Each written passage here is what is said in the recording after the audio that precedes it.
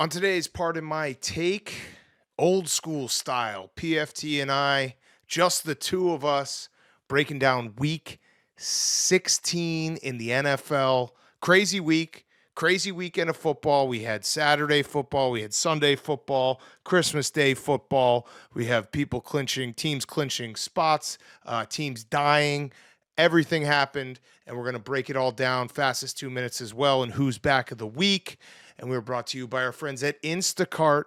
Instacart is the leading online grocery platform in North America, and with Instacart, the world is your cart.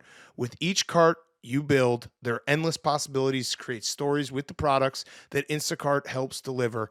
Instacart helps deliver all these possibilities with a fast and efficient shopping experience, fast and flexible delivery in as fast as an hour, or you can select a delivery window. The possibilities are endless because Instacart has the wildest choice in items of any technology platform that helps deliver groceries from over 800 plus retailers. Get whatever you need from grocery, household essentials, electronics, home improvement, alcohol, pets, beauty, and more. I've used Instacart before. I've used it for Stella's food. I've also used it for my food because I'm like, hey, I don't want to get off the couch and I want to do some grocery shopping. Boom, Instacart. That's the way to go. So get free delivery when you cart your first order on the Instacart app and Instacart.com. Offer valid for a limited time. Minimum order $10. Additional terms apply. Go check it out right now. Get free delivery when you cart your first order on Instacart app and Instacart.com. Okay, let's go. Welcome to part of my take. Today is Monday, December 26th, week 16.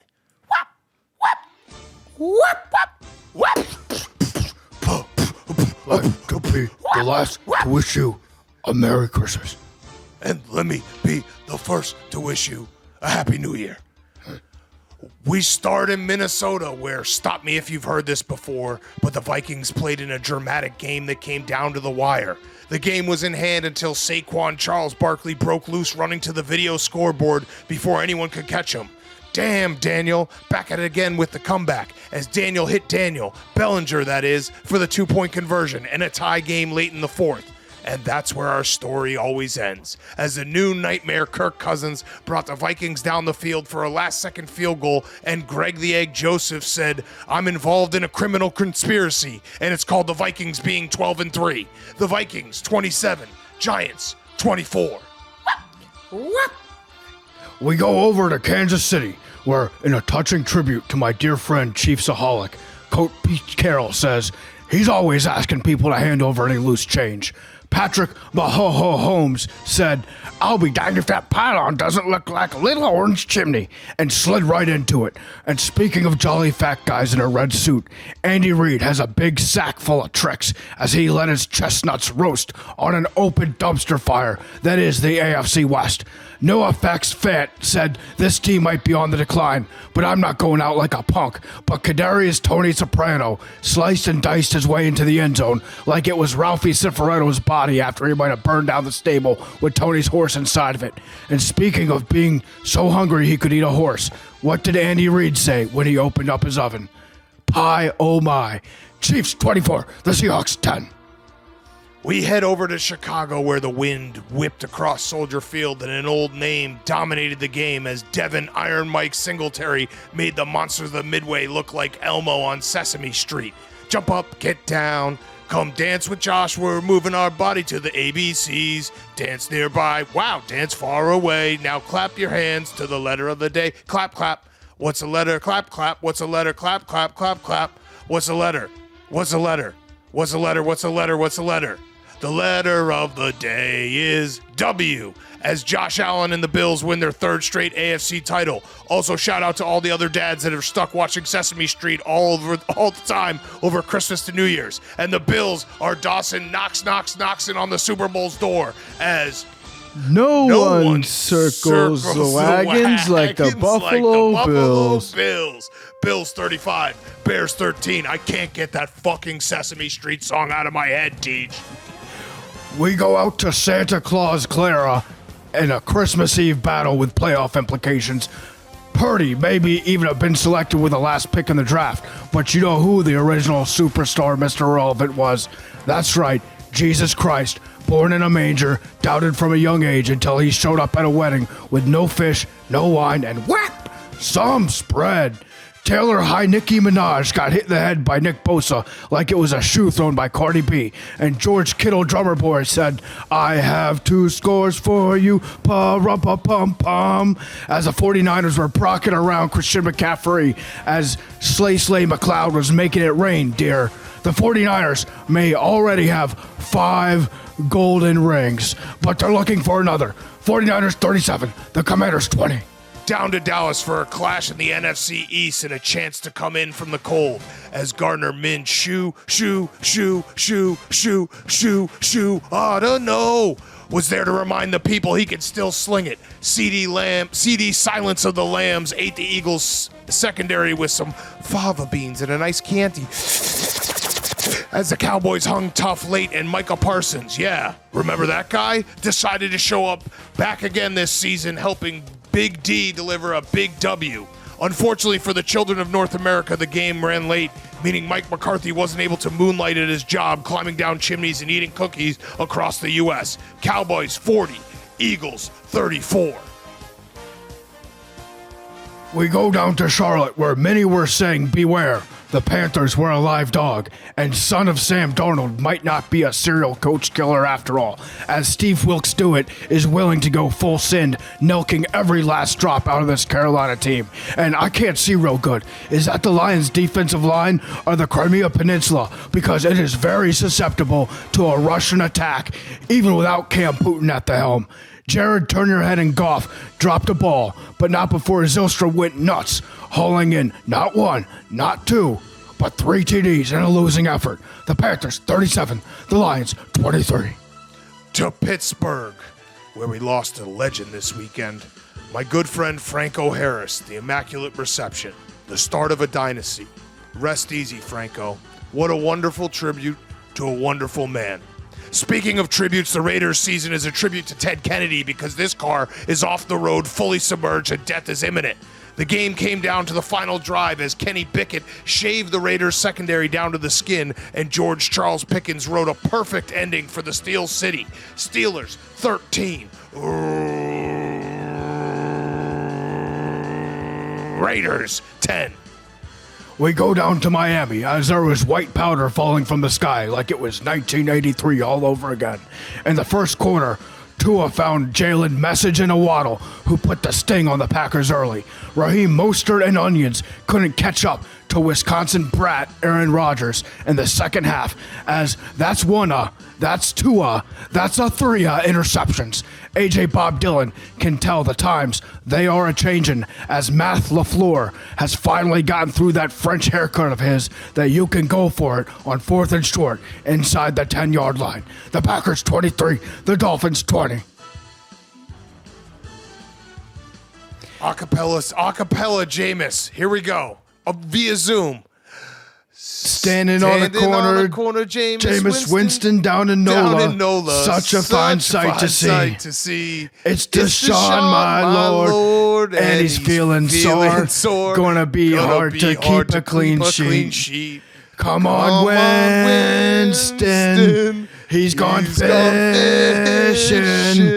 Hank has never guessed the ball right. Forgot to mention. Saints go marching 17-10. That acapella stunk. Oh my God. Week 16 brought to you by our friends at Chevy. The Chevy is the commanding, unstoppable Chevy Silverado. Learn more at Chevy.com. The greatest truck ever created, the Chevy Silverado. Again, go check it out, Chevy.com. Tell them PMT sent you, and they'll give you a free tank of gas, a $100 bill, and a cup of coffee. Chevy.com, the best truck ever created, the unstoppable Chevy Silverado. Okay, week 16 in the books. That acapella was terrible. PFT and I are on Zoom. It's an old school show. It's just the two of us. Shout out Max, he's producing. But it's just the two of us. We're going to break down week 16, a great week and weekend of football. And we are on Zoom, so bear with us if anything happens. That acapella, though, that was, I feel bad for everyone who had to listen to that. It was pretty bad, Big Cat. And not only were we on Zoom, but we're also bi-coastal right now. Yes. So you're West Coast, I'm East Coast. There's a little bit of lag time in it. I was thinking that we do Beastie Boys next time. Standing on the corner, James Winston down in. I think a rap version of that might be for the best next time we're remote. Yes, I agree. All right, so let's hop into it because we got a lot to discuss. And I'm excited to talk about all this football. We didn't watch for the first time all season. We didn't watch any of the games together, which means we have the freshest takes, which is nice. We'll do it in chronological order. We'll talk about the Bucs, Cardinals, whatever garbage this game is. The Bucs play the worst games of football possible. They are the inverse of the team that we'll start with, the Minnesota Vikings, who played the best games of football ever. So Vikings 27, Giants 24. The Minnesota Vikings are now 12-3. They have 11 one-score victories. They're 11-0 in one-score games. That is an NFL record. Every single game they play rules and has dramatics one way or the other. This one with a 62-yarder from I think Greg it was a 61-yard field goal. So I was thinking about this because it feels like the Giants lose a lot of games on heartbreaking field goals. And it's true. So since 2018, the Giants have lost 3 games on field goals of 61 yards or farther, which is crazy because I think there have been like 12 field goals of 61 yards or farther kicked in the history of the NFL. So pretty wild. It is wild. In this game, like the Vikings had it. The Giants came back. 2-point conversion. Saquon Barkley. We did say sometimes we get things right. Remember, we said for our Mount Rushmore, the Vikings do give up explosive runs. That's what happened for the Giants to come back in this game.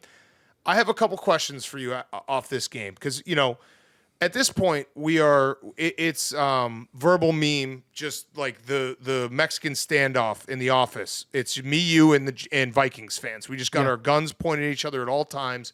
I can't even tweet. I tweeted that the end zone looked like garbage. The end zone did look like garbage. It was confusing as fuck. They had white end zones with a little strip of purple and then the white out of bounds. And it was like it made no sense watching it being like, what's inbounds, what's out of bounds. I tweeted that picture. Vikings fans just jumped down my throat. I respect that, though, because we are in this standoff. Mm-hmm. But I have a question for you. Is Kirk Cousins maybe clutch? I mean, Kirk Cousins has been objectively a very good quarterback this year for the most part. He's good. The Vikings are good. They keep it close. He's being like slightly more reckless than he was in years past. And that's why they got that new coach, was essentially to unlock Kirk Cousins. Just, you know what? It's like that movie, She's All That.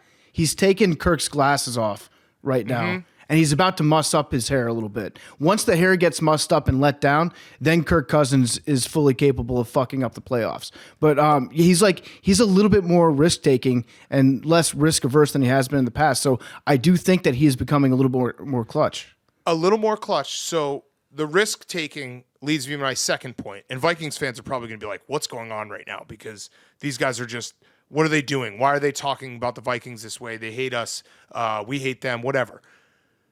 I think Justin Jefferson should be the MVP of the NFL. Okay. And I'm saying that. I know it's not numbers-based. Like Patrick Mahomes, it's always a quarterback. But the risk-taking and what Kirk Cousins is able to do, there seems like in all these games, these one-score games, the Vikings get in a situation where they're like, well, we just need Justin Jefferson to do something fucking awesome, and he will bail us out. And he does it because he's so fucking good. And I honestly think if you did it by like most valuable player, what would that team look like without that player? Yeah, obviously the Chiefs would be a totally different team. I think the Vikings would have like 4 or 5 less wins without Justin Jefferson because he is always there for huge plays. He made the big catch to get them into field goal range. He is like it's essentially their offense. Like Kevin O'Connell deserves a ton of credit because of what he's done this season. And they've gone from a team that last year made all the mistakes to a team that doesn't make all the mistakes and wins these close games. But Justin Jefferson, it really does feel like a break glass in case of emergency. Just throw a ball to Justin Jefferson and let him be the best wide receiver in the league, and then we'll win the game. Yeah, so I don't hate the take that he should be MVP. He just surpassed Randy Moss's team record for I think Randy had 1,600 receiving yards. Chris Carter had 122 catches in a season, and Jefferson just broke that. So now he's 209 yards away from Calvin Johnson's record. It's crazy. I think he's been incredible. Anytime a player breaks one of the big, obviously if like a quarterback goes out there, throws for the most yards in the history of the NFL, and he's on a good team, he's probably going to win MVP. So let's throw that one out there. But I'm saying like a running back, if you get the single season yardage total record in a season, you should be MVP. If a receiver breaks Calvin Johnson's record, if you get the season record for most receiving yards, I think that you can definitely make the argument that you should be MVP, especially if your team is in the playoffs, and especially if you're winning all these close games and your offense has been clutch. I don't have a problem with that take at all. I kind of like that. I mean, it's because not going to go to a wide receiver, but I was secretly thinking like about it because he's so good. I like it a little bit secretly, just because if the Vikings end up having success in the playoffs, we can definitely undermine Kirk Cousins and be like, well, he just had Jefferson, throw it up to him. Any quarterback could win with him. But some of these plays are kind of just throw it in. It is, Kirk deserves credit because, like you said, he is taking more risks than he used to, because he used to take no risks, and it would just be like, all right, if that's not there, I'm going to dump it down or take a sack. But yeah, the Vikings are 12-3. They play fun games. Their defense is still a very big issue. I look back because Daniel Jones threw for 334 yards. And if you look back, the Vikings in the last like month and a half, like just not very good. No offense to Daniel Jones, but not very good quarterbacks. If we had to like put him in the maybe not the best passers. Daniel Jones does stuff with his legs, but so these are not very good quarterbacks that went off against the Vikings. Daniel Jones, 334 yards. Mike White, 369 yards. Mac Jones, 382 yards. And Kyler Murray, 326 yards. Yeah. I mean, their defense has issues. Yeah, they're definitely susceptible. I was seeing some comments about the Giants out there earlier today. I think it was our friend Turtle, our friend Jerry Ferrara, said that the Giants should build around Daniel Jones and Saquon in the future, because like they've earned the right based on their play this season to be built around. It's really such terrible way to build a team. It's such a hilarious way to build. It does sound like a caller into the Mike Francesa show, or it sounds like something that like Francesa would hang up on after like 5 seconds. But to his point though, like Daniel Jones has kind of in his own weird way played like to the maximum of his ability under Daboll. Yes. So Daboll's gotten everything he can out of Daniel Jones, just like KOC has gotten everything that he needs out of Kirk Cousins up to this point so far. The difference is that I think Daniel Jones is like probably a great backup quarterback, probably like top 2 or 3 backup in the league.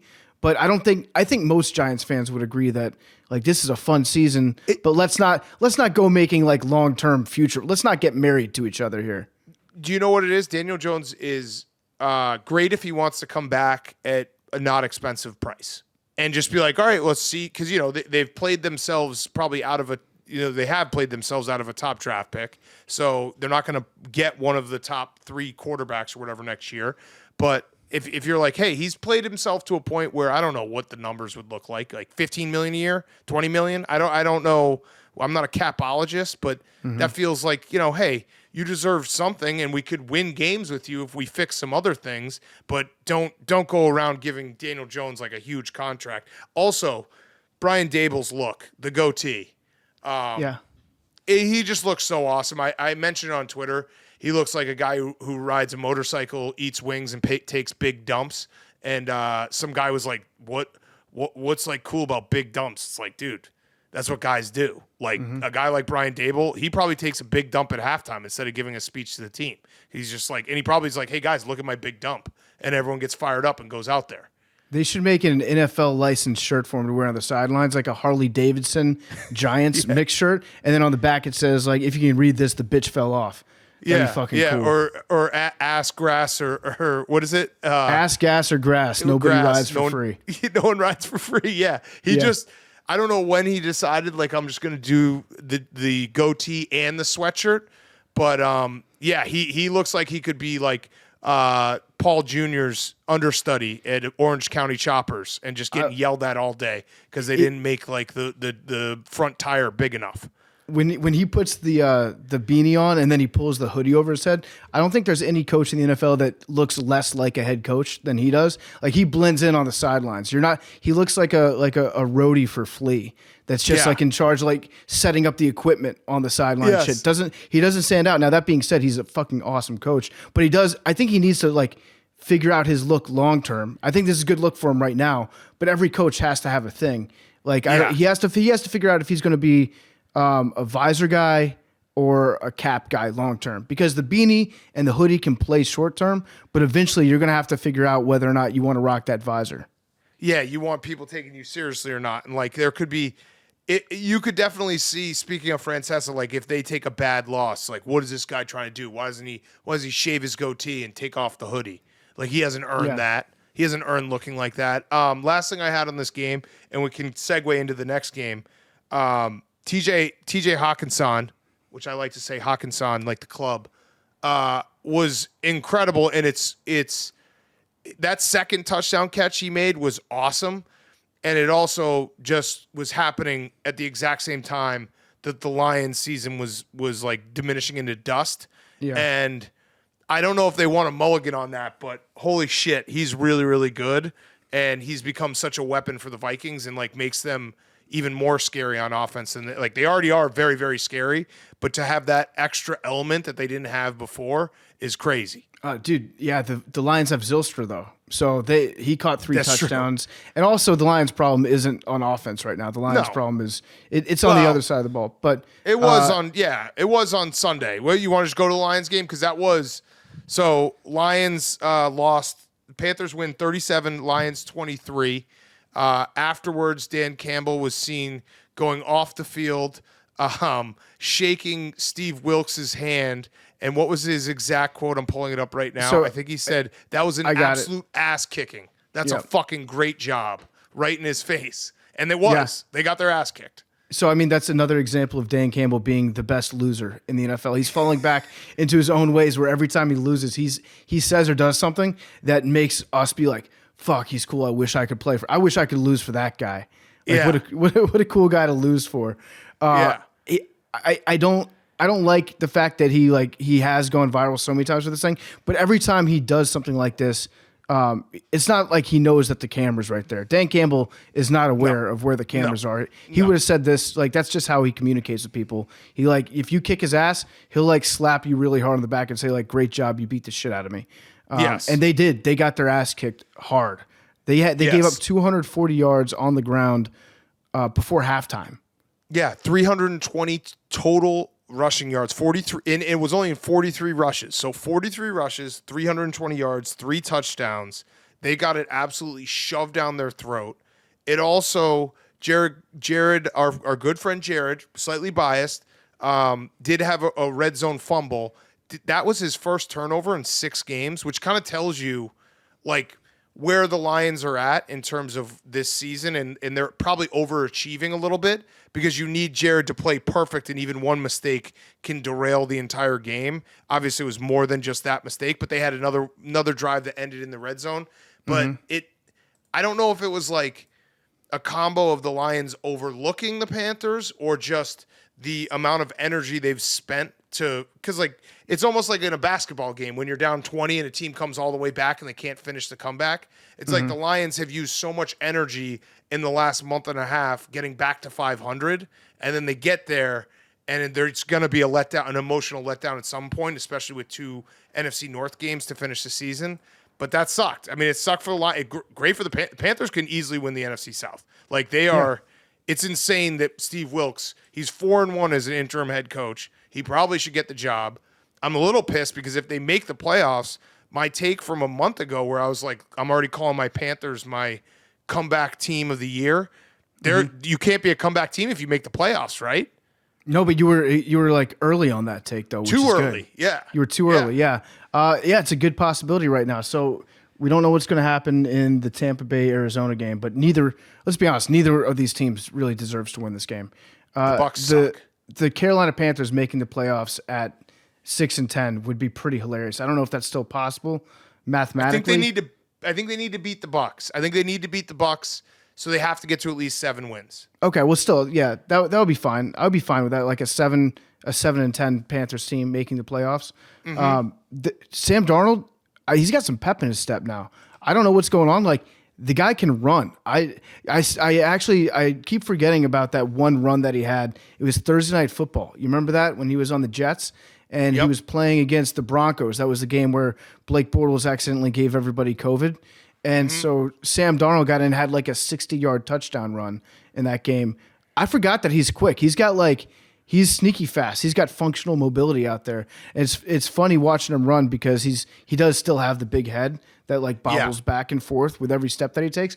But the dude is quick. And you're right, Steve Wilkes, I think he's earned the right to be the Panthers head coach next year. I think at this point, if you don't bring him back, I think the players that are here right now that are coming back next year are going to be pissed off. I think they're going to be really upset about that. And they have like a good little young nucleus, and they're, I guess this will kind of screw. They got draft picks, obviously, for trading Christian McCaffrey. Sam Darnold is also a case where when we had that conversation, how you weren't giving up on Baker, and I was like, I don't think I'm giving up on Sam Darnold. And it's pretty much because he had Adam Gase and Matt Rule as his coaches. And like that has to be like that's like adopting a dog that's like this dog went through the ringer. Like this dog had the worst owners possible, so we don't know what, like it's a very sweet dog, but it also could bite your face off. Like, so we don't know. That's what having Adam Gase and Matt Rule as your head coaches for your formative years as a quarterback can do to you. So who do you think's had it worse? Him or Baker, who's had Hugh Jackson, Greg Williams, Freddie Kitchens, Kevin Stefanski, and Matt Rule? Kevin Stefanski's the one that's like, okay, he was in a good foster for a while. They bought him Blue Buffalo. They were treating him well. But everyone else, it's like he might as well have been just like tied up to a fence and left outside. Yeah, and you'd have to throw in the fact that Baker, even just being with Sean McVay for 3 weeks, has probably corrected all. Like he's what's his name? The dog whisperer. Dog whisperer. He's Cesar Millan. Yeah. Yeah, he's Cesar Millan. Like Sean McVay will fix your broken quarterback in record time and be like, hey, this guy looks awesome. But yeah, Sam Darnold. I mean, it did help that the team ran for what did you say, 240 yards in the first half? In the first half, yeah. I think that makes quarterbacking a little easier.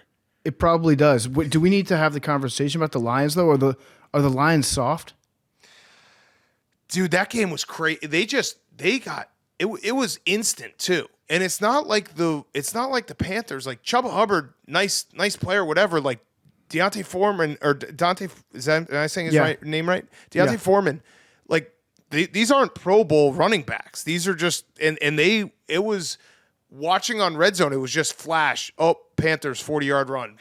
Panthers 30-yard run. Like it was crazy to watch the Lions revert to the September Lions. That's really what it was. Their defense went right back to where the season started, and we know they can't win that way because that's how they started 1-6 or 1-7, whatever it was. So I'm looking at the scenarios right now. You're right. The Panthers do have to go at least 7-10. If they just have to win one of their next 2 games, and then just based on how the NFC South has worked out, that might be enough. If they just beat Tampa Bay and they get to 7 wins, I think that they'll make the playoffs at that point. That's incredible. And honestly, to think Rule like the whole season. I think that the Panthers are a better team than the Bucs right now. I would rather watch the Bucs play a game of football than the Tampa Bay Buccaneers play. It's also crazy, and who knows how these game, you know what I mean, like game plans and everything. But remember last week when the Panthers ran it like 14 times against the Steelers? It's like, why didn't you guys have a formula? You just run the ball and then play action to DJ Moore, and it's open. And Sam Darnold can do something here and there. Like, you know what you have. That's why the Steelers game made no sense. But I guess it's an any given Sunday thing. I'm sad about the Lions, though. The Lions, it feels like it's going to be pretty tough, especially because they have to go to Lambeau Week 18, and we'll get to that. But that zombie fucker is very much alive. The Lions need some help. They definitely need some help. But the Commanders might be in a place to give it to him. So we'll see. Yeah. Also, shout out anyone who lost their fantasy championship to someone fielding Shane Zylstra, because that's why people will always say, why do you guys talk about gambling? You don't talk about fantasy. You hate fantasy. I know, like, when I make a bad bet, it's like, all right, it's one way or the other, like favorite or underdog. You do it and you're good. Playing in fantasy for 20 years, 25 years, whatever I've played in fantasy, and having something like that happen it takes the love of the game, fantasy football I'm talking about, out of you, where it's like someone picked up Shane Zylstra, started him, he scored 3 touchdowns, and you win a season that you cared about your team for the entire 4 months of the season. You just lose a little love for that. You just can't. The roses can't smell as sweet the next season when you just like, how the fuck did I lose this fantasy championship when I had the best team and someone started Shane fucking Zylstra and he scored 3 touchdowns? Yeah, fantasy football is like the biggest crapshoot ever, and it always ends like that. I will say though, I just won my semifinal matchup today. I was going up against Sean Evans in the semifinals, and we made a bet beforehand that the loser was going to have to eat a part of my cheesesteak, Billy style, with the last dab hot sauce. So I was down. I had Mostert, and that was it left to go today. I was up by 2 points. A coward would have sat there running back just to make sure he didn't get any fumbles. I started him. He fumbled in the first quarter, and I was like, oh, fuck. And I was down. But then I ended up getting enough points, so Sean has to eat a part of my cheesesteak Billy style. Now we're just talking about fantasy football, but I have to just give a shout-out to a friend of the program, Pete Blackburn. I don't know if you saw, but he plays in a fantasy league. These are the things that will make me get back into fantasy if I can get in a league like this. The league has a rule that if your kicker misses an extra point, it's minus 50 points. So he had on Monday, he had Matt Gay going into the final, going into the end of the week, and he was like, "Should I take the coward's way out? I'm up like 10 points." And take the coward's way out and bench Matt Gay, or should I let it ride? Everyone's like, you got to let it ride. Matt Gay missed an extra point. He lost 50 points. He lost the matchup. Oh, I love that. Yeah, I mean, those rules. That's such a good Those rule. rules will get me back in. Like, if I can find a league like that where it's just stupid fucking rules, because that's what it is. It's just a crapshoot. So just make it even more of a crapshoot, and then I'll have fun with it. Yeah, the bad beats are really why you play fantasy football. They should actually just do that in regular football. Like an extra point should be worth -1 if you miss it. So like you get 6 points for a touchdown, and then if you make the extra point, you have 7. If you miss it, you have 5. Yeah, I threw out a Mike Greenberg's dumb rule this weekend that you should get a re-kick. Someone tweeted at me like kickers should get 1 re-kick a game. I was like, what if you got a re-kick, but it cost your team 2 timeouts? So then you had at the end of the games like coaches not trusting their kicker and then not calling timeouts, being like, because if you have 1 timeout, you can't re-kick. If you have 2, you can re-kick. Just really just fucked up shit like that. Let's make it the stupidest rules ever. And but then the other coach, they can block the re-kick if they have 3 timeouts. Yeah. I like it. So that was a long way of saying I know that people love fantasy football. I used to love fantasy football. I had LaDainian Tomlinson back in whatever it was, 2006. That was when my love was at the peak. But you have too many weird Shane Zylstra times, and it beats you down to the point where it's like I know that I'm going to get fucked one way or the other. I can't care as much. It just happens over time. Fantasy football is the ultimate it's the ultimate time to be doing the real life version of the Alonzo Mourning gif where he's like shaking his head no and then, well, okay.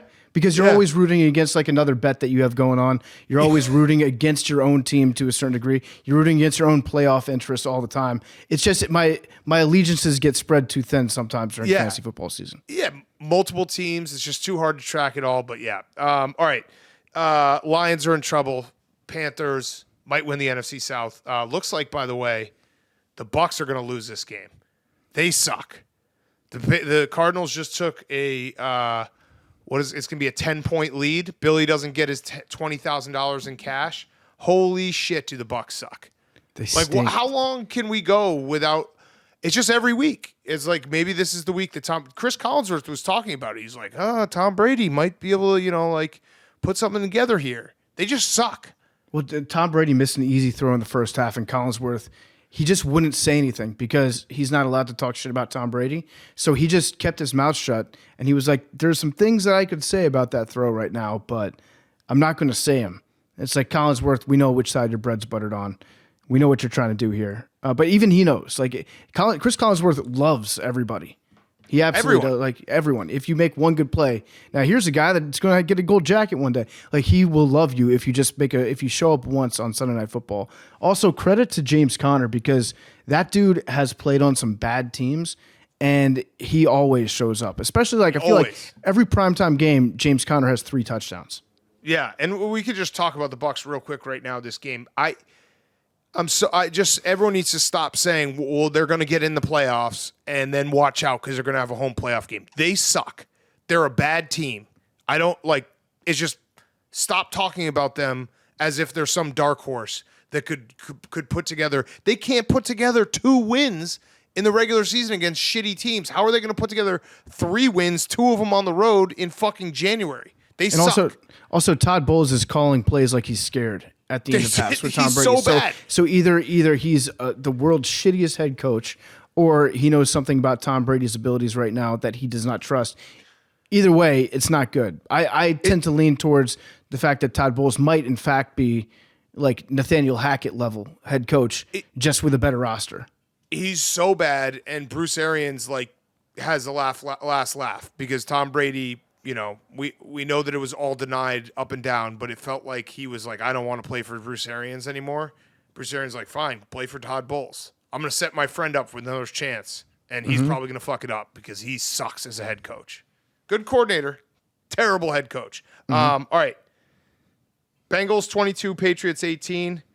This was just the reverse of the Bucs-Bengals game, where the Bengals come out, played a perfect half in the first half, outside of, I think, 1 Burrow interception. But Joe Burrow had 28 first-half completions. They had 303 yards to the Patriots' 70. And then the second half started and, all hell broke loose. Pick 6, the Jacoby Myers touchdown, which was just karmic retribution for the Raiders game. Mac Jones just throwing up balls and them getting caught. The Patriots almost win this game, and they fumble with Ramondre Stevenson fumbling in the red zone with a minute and a half left. It was a crazy game because the Bengals felt like they dominated, and then it just all hell broke loose. Yeah, so this is the game where I think I will say Belichick has lost his touch, specifically for the fact that old Belichick would have buried Ramondre Stevenson under the field, under the 50-yard line with a shovel after the lateral incident last week. And then he put him back in, and then he fumbled again. Belichick used to just absolutely hate running backs that fumbled. That dude, was it Gray that had 3 touchdowns, maybe 4 touchdowns on Monday Night Football? Jonas Gray, and then he basically cut him after that because he slept in. He slept in, missed a meeting, and Belichick's like, "Oh, well, you got too big for your britches. Nobody's bigger than the team. You'll never be heard from again." Ramondre Stevenson, after starting the outbreak, the Wuhan type outbreak of lateralitis that we had last week, Belichick in a former life would have just cut him, or at least sat him down and put him way behind on the depth chart, at least for a week after that, so he thinks about it. But when it came to this game, the Bengals absolutely kicked the shit out of him for the entire first half and up until the fourth quarter, really, because New England didn't get across midfield until the last play of the third quarter. That's crazy. That's how bad things have gotten with that offense in New England. Then we got Mac Jones diving at people's legs. That was such a funny clip because people are starting to have the conversation is Mac Jones a dirty player? Yeah, he's been a dirty player. That's kind of who he is. He is football Grayson Allen, and he always has been. He's twisting guys' feet. He's diving at their legs. It was a hilarious dirty play because he was so far out of it, and I think it's a little bit relatable too, where if you just do something shitty and you feel bad because your team's losing, you just see you see a guy that you can take out, and you just let all your frustrations out on him. It was funny because when that clip, for people who missed it, it was Mac Jones threw an interception, and the Bengals player's running down the sidelines, and Mac Jones is chasing after him, and then he just stops dead in his tracks and cut blocks Eli Apple. And so half of the replies were Mac Jones is so fucking dirty, and then the other half were well, Eli Apple deserves it. It was just perfect. They're like, well, it's Eli Apple, so who cares? But yeah, Mac Jones, like, and Julian Edelman called him out for his pissy faces. Like, it's the Mac Jones experience has to be just miserable at this point if you're a Patriots fan. Like, there's no way around it. Like, he whether you want to say it's Patricia, I think it's a lot of Patricia. Like, I've talked about that. I think that Mac Jones has been set up to fail this year. But like his body language, those plays, like twisting guys' ankles, hitting people in the balls, and then just screaming at everyone and like insane and like looking like he's about to cry half the time. It can't be fun to root for that guy. It just can't be fun. It's not. And I was actually just thinking like Mac Jones, the dirty play debate. You have to like. I reserve the term "dirty player" for guys like Vontaze Burfict, somebody that could actually like do some damage to you. When it's Mac Jones, it's like if you can accuse Mac Jones of being a dirty player, but that's like accusing Beto O'Rourke of rigging elections. It's like, well, maybe you have to be able to win one before somebody can accuse you of cheating. Well, it's also like he's like the white collar dirty player where it's like he will cry in his mugshot when he gets convicted for a dirty play, and you're right, like he can't. I don't think he has the physical strength to hurt anyone. So you're just like, all right, well, this guy's kind of annoying. And it is. It's Grayson Allen. He's a Duke basketball player in football. Yeah, maybe last week if he had tried to go low on Chandler Jones, it would have turned out differently. He's not making that mistake again. I just think that it's always tough when you have if you have a quarterback that like I wish Hank was on right now because he would probably say the same thing. Like, you want to give your guy all the chances he can have, but it has to just be miserable rooting for him. Like getting up and being like, all right, I'm going to ride for this guy, and he's going to look like he's crying the whole time. He's going to scream at everyone. He's going to dive at people. He's not going to be good. There's just no redeeming, like there's nothing that you are holding on to being like, Mac Jones does this. That's what we love. It's like a long 18-hour day having to root for Mac Jones if you're a Patriots fan right now. Yeah, it's tough. It's like when you say, yeah, he's the kind of guy that, you know, if he was on your team, you'd love him. That's not the case. No. You only love Mac Jones if you have just won a game, and even then, you're like, okay, I guess I appreciate his fire a little bit. Yes, but yeah, it's got to be. Yeah, go ahead. No, I was just going to agree with you. It's got to be tough if you're Hank because, in addition to the lottery ball and all that stuff, like you have to just completely swallow your pride. You go from the guy that's got like the most uplifting, positive body language of all time and Tom Brady to Mac Jones, who's just like, he looks like he's going to call his dad to like have him sue you every time you intercept him. Yes. He's like, that hit, yeah. He just hands them a business card for his law firm, Celino and Barnes. Yeah. He's like, that hit was too hard. Here's my lawyer. By the way, the Bengals, I'm a little nervous about the Bengals just because it feels like the injuries are starting to rack up. Yeah. Lyle Collins out for the year. So our interview went viral with Whitworth because everyone was like, we got to get Whitworth back to the Bengals for one last run, which would be sick. Yeah, I tweeted at him when they announced that Lyle Collins was out. It was just like, Whitworth, what do you say? He liked the tweet. So yeah, I not only was it like, hey, at Andrew Whitworth, I also did eyeball emojis, and then he liked that. So I think we can say, as first reported by Part of My Take, Andrew Whitworth has expressed interest in the possibility of coming back to play for the Bengals. And he said, yeah, he was like, we gave the hypothetical $10 million, and he would do it. So I don't know. It just. The Bengals, yeah, they got to get healthy because I do think they're one of the few teams that can win the Super Bowl. All right, next up, let's go Chiefs 24, Seahawks 10. Not a whole lot from this game other than Andy Reid got a cheeseburger in a shoebox after the game, and that was fucking awesome. That was one of those videos where I started watching it.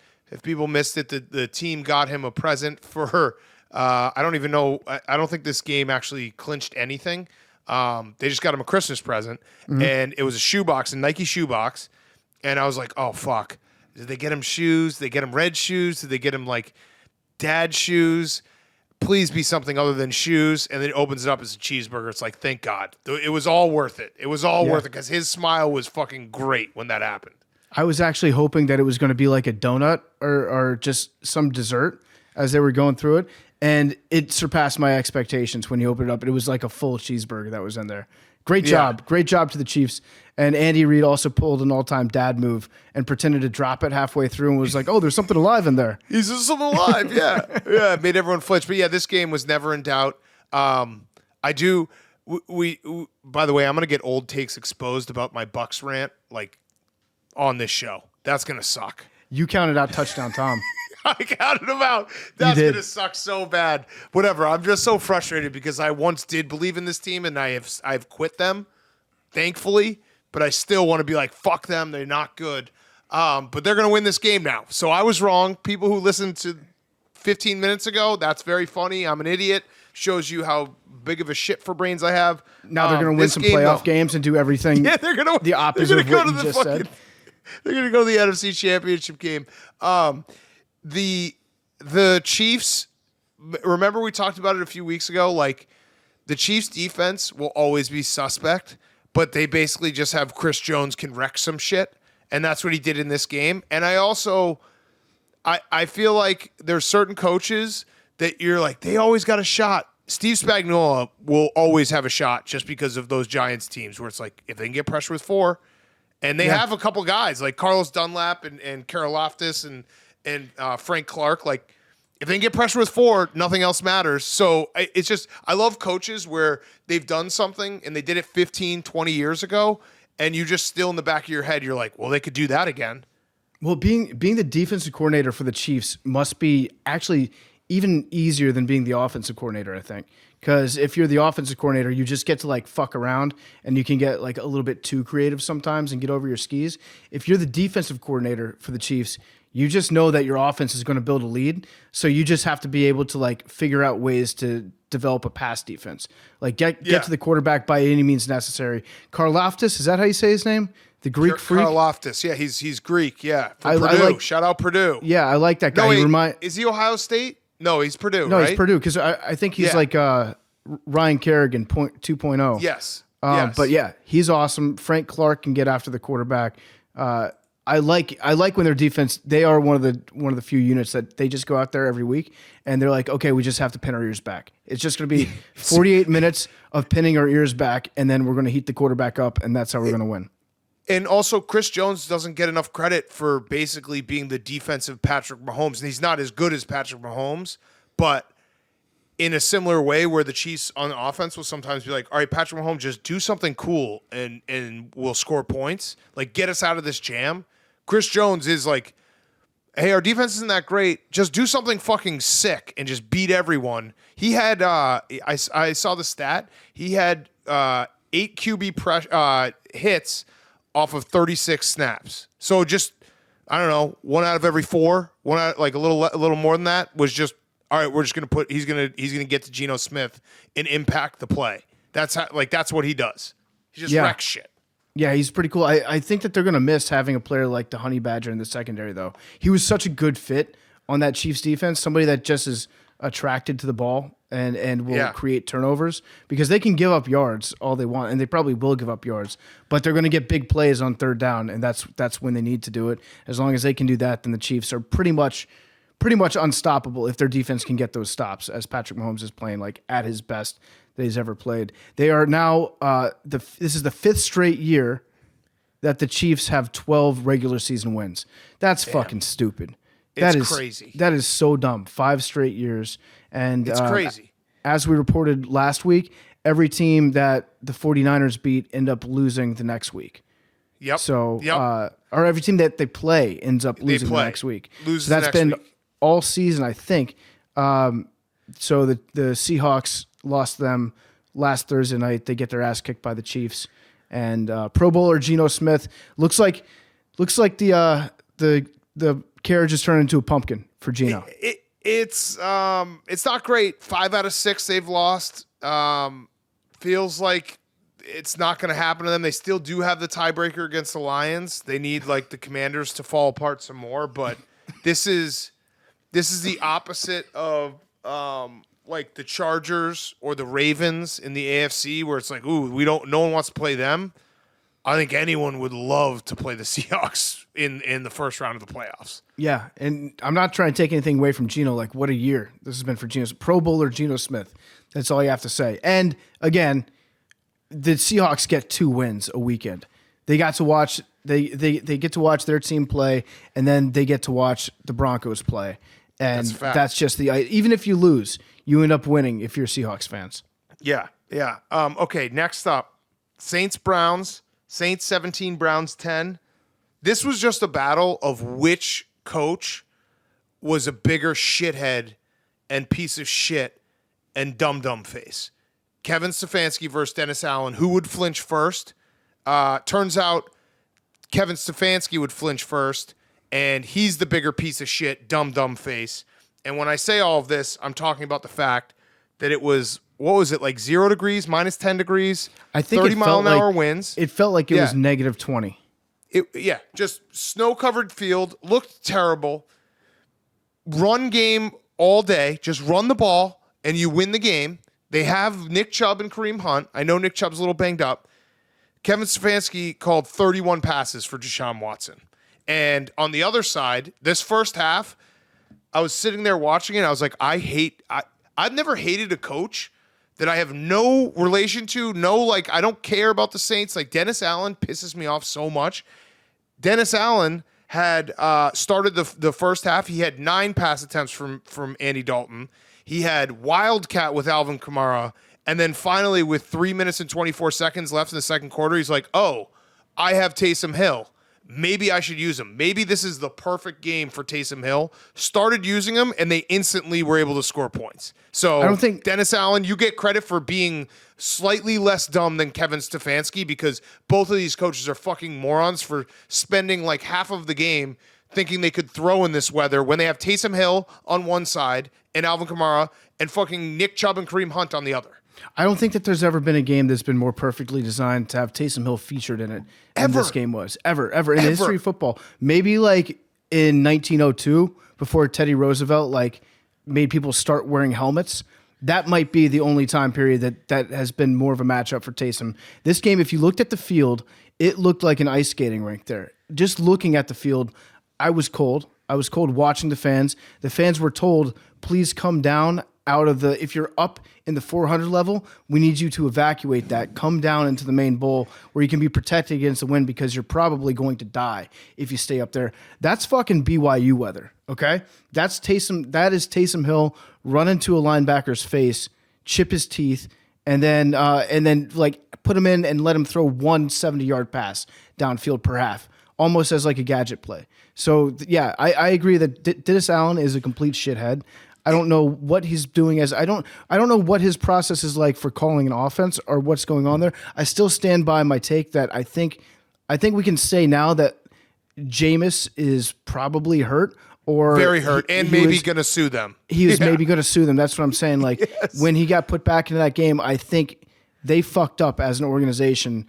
And the only possible reason why they could not be playing Jameis Winston is for a liability issue. That's it. Yes. Because like watching Andy Dalton, especially in cold weather, Andy Dalton's too old to be outside in that kind of weather. I felt bad. And too nice. Yeah. Nice guys shouldn't be out there. He should have, nice guys shouldn't have to deal with those type of elements. Yeah. It's too nice. And he's got red hair. Red-haired people should not be out in that sort of weather. Like I think they can be out in the rain. They can be out in the rain or the maybe a little bit of sleet. But it felt like it was negative 20 degrees. Red hair people cannot deal with anything less than 30 and more than 80. They just can't. So let's be safe. This really is turning into just like watching the biggest mush alive, because the Bucs just recovered a fumble and now are driving to take the lead. So I am really the dumbest person to ever tweet and have a thought mid-game in a football game. But back to this game. Is Kevin Stefanski going to maybe be on the hot seat? I'm like exposing myself as being an out-of-towner in Cleveland, because people that live in Cleveland fucking can't stand the guy. And they hated Baker. They hate everyone, really. I think Cleveland fans will end up hating you if you play for or coach the Browns at any point, no matter what happens. But as an outsider, I look at Kevin Stefanski, and I see like he was able to win a playoff game. And so in my mind, I'm like, that dude should have a statue built of him outside the stadium because the Browns have been so bad for so long. But I'm starting to come around on the fact that you have Nick Chubb and Kareem Hunt, and in games like this, but it's also been outside of this weekend. It's been like a recurring thing over the last like 2.5 years. He hates running the football. So 31 passes for Deshaun Watson. It wasn't like this was, they were playing catch up all game. They had the lead for the first half. It was never outside of a one possession game. 31 passes. And they had a moment, PFT, in the fourth quarter where they had a 3rd and 2 and a 4th and 2 because they went for it and they passed on both of those. Like, I just don't get it. Like, as dumb as Dennis Allen is, at least he deserves credit for, like I said, the first quarter and a half, he threw it 9 times with Andy Dalton. The rest of the game, he threw it 6 times. And he realized, Taysom Hill can win this game for us. He gets credit for realizing how stupid he is in the moment and correcting his ways. Kevin Stefanski, I think he might be on the hot seat. Like, how do you lose this game when you have a run game like them? And I know Nick Chubb is a little banged up, but how do you lose this game when you have a run game like them? I don't know. I mean, who else are you going to hire? Condoleezza Rice is an owner of the Broncos right now. I got a name for you. Bill Belichick. I was going to say Urban Meyer. No, Bill Belichick. Belichick hates the whole Browns. thing. But what he hates the Browns? But that's the old Browns. That's the Ravens. That's the Ravens. That's the Ravens. What if Belichick and Saban got back together? What if? Go to Cleveland. I'm just saying, like, what if he went and won a Super Bowl? Like, what's the only thing that Belichick could do that could one-up Tom Brady's legacy now that Tom Brady went to the Bucs and won a Super Bowl? Winning a Super Bowl with the Cleveland Browns. I honestly think like going above 500 with Matt Patricia as your offensive coordinator is even harder than winning a Super Bowl as the coach of the Browns. But yeah, Bill Belichick spent this entire season being like, watch me tread water with 100-pound weights on my ankles. Yeah, I actually was thinking that if you look back to 2019, you could make the argument that every single thing that Belichick's done, losing Tom Brady, making his son defense coordinator, hiring Matt Patricia to call plays, it's not crazy to think that he's just been punishing himself for not drafting Hunter Renfrow since then. Yeah. He's just like, you piece of shit. Like looking himself in the mirror every day. I fucking hate you. But there has been a lot of smoke. We're not making this up. Hank would call it fan fiction. I think Belichick will stay with the Patriots. I think he'll just, end his career with the Patriots. He'll end his career with all-time most wins, all that. But there has been smoke. You have to admit there's been smoke. And wouldn't that be the perfect way for him to finish, is to take the Browns to the Super Bowl? They like the impossible. It's the Browns or the Lions. That's the impossible. So, you can't. No one's done it. When we get off on tangents like this, we have to admit to ourselves we all have a little Peter King in us. Like, can you imagine that storyline coming full circle? I think imagine teaming Urban Meyer up with Deshaun Watson in Cleveland. Oh, the boys are back in town. The most hateable team of all time. Yeah, let's do it. Let's do it. The bad boys of football. Let's fucking do it. All right, let's take a quick break for one ad, and then we'll get back into games. Before we get back to the NFL recap, it's brought to you by Rocket Money. If your New Year's goals are to manage your budget better and save money, you need Rocket Money. Rocket Money, formerly known as Truebill, is a personal finance app. It finds and cancels your unwanted subscriptions, monitors your spending, and helps you lower your bills all in one place. Over 80% of people have subscriptions they forgot about, like the streaming service that you bought to watch just one show on, or that free trial that you never even used. Rocket Money is going to quickly and easily identify your subscriptions for you so you can stop paying for the ones that you don't want. Rocket Money makes canceling subscriptions as easy as the click of a button. Simply find the subscription that you don't want, press cancel. Rocket Money is going to cancel it for you. No more long hold times with customer service or tedious emailing back and forth. Over 3 million people have used Rocket Money, saving the average person up to $720 a year. That's the average person. You could save more than that just by getting rid of subscriptions that you no longer use. Stop throwing away your money, cancel unwanted subscriptions, manage your expenses the easy way by going to rocketmoney.com/take.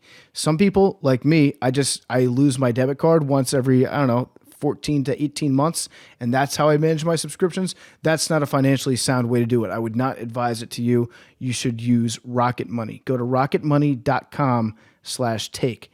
That's rocketmoney.com/take. Next up, Bills 35, Bears 13. We don't have to spend a lot of time on this. Bears had him in the first half. Big time.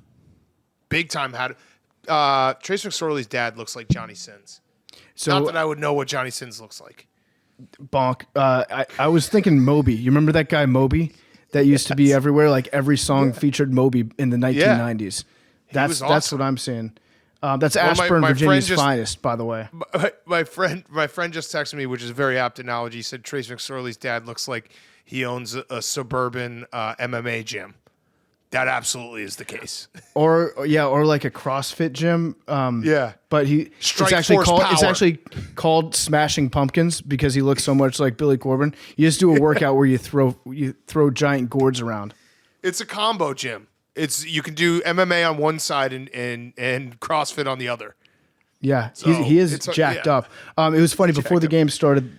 I think Chris Collinsworth was talking about getting to meet Trace McSorley, and he's like, Trace McSorley, like he thinks that he's the best quarterback in the world when he steps onto the football field, even if he's the only person in the world that thinks that way. He was like throwing him under the bus a little bit, but I mean, I guess he's playing manageable football right now. He's not the worst quarterback we've seen play this weekend. That's a fact. Definitely we'll not. Get to that. But your Bills-Bears game. Bills-Bears, yeah. The Bears, I know that I said that I would like the Bears to mix in a win. That doesn't seem like it's going to happen because they're not a good football team. They do at least fight. Like every game, it feels like for at least a half, they're in it. So they haven't quit. So I guess I got to give them credit for that. But yeah, the Bills were just waiting for like, when are we going to demolish them? And then it happened. And it was also a reminder, because we were not in the office this weekend, how much it sucks to have to watch your team on a stream. So I was watching Red Zone for the first time in forever as like my sole live, which drives me nuts because like every play I think is going to be a touchdown or interception, and it's not. It's like Scott Hansen just dipped in for a 5-yard out.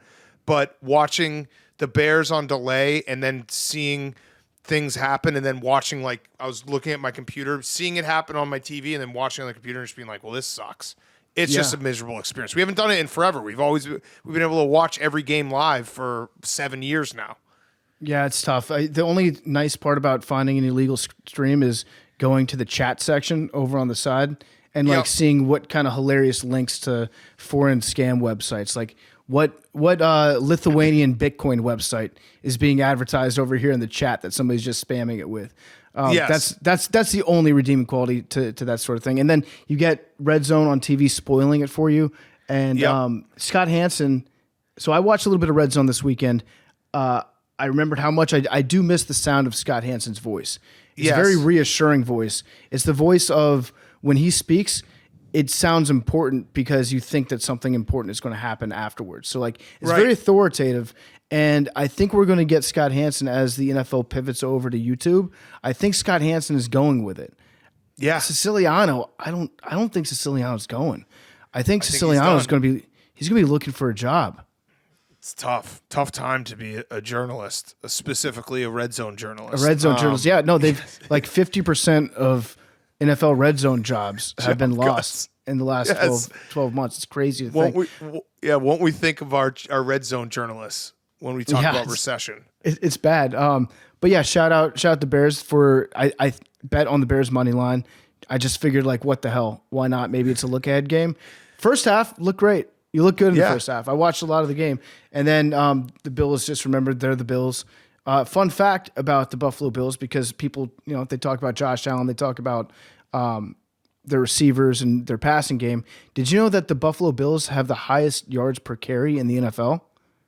I did not. I mean, Devin Singletary froze Jaquan Brisker in open space. Like it looked so bad. So bad. Yeah, they ran the ball so well down the Bears' throats. The Bears are a bad team. Like, let's just be brutally honest. And I think Luke Getsy, the Bears' offensive coordinator, is fully committed to the tank because they ran the offense they ran in like September, where it was run the ball, 3rd and long, hope Justin Fields can do something awesome. And credit to Matt Milano, because a lot of the reason why Justin Fields didn't have one of those like crazy runs is Matt Milano's just really fucking good. And you can actually point to where the Bills' season dipped a little when he was out. Like, he is that important to that defense.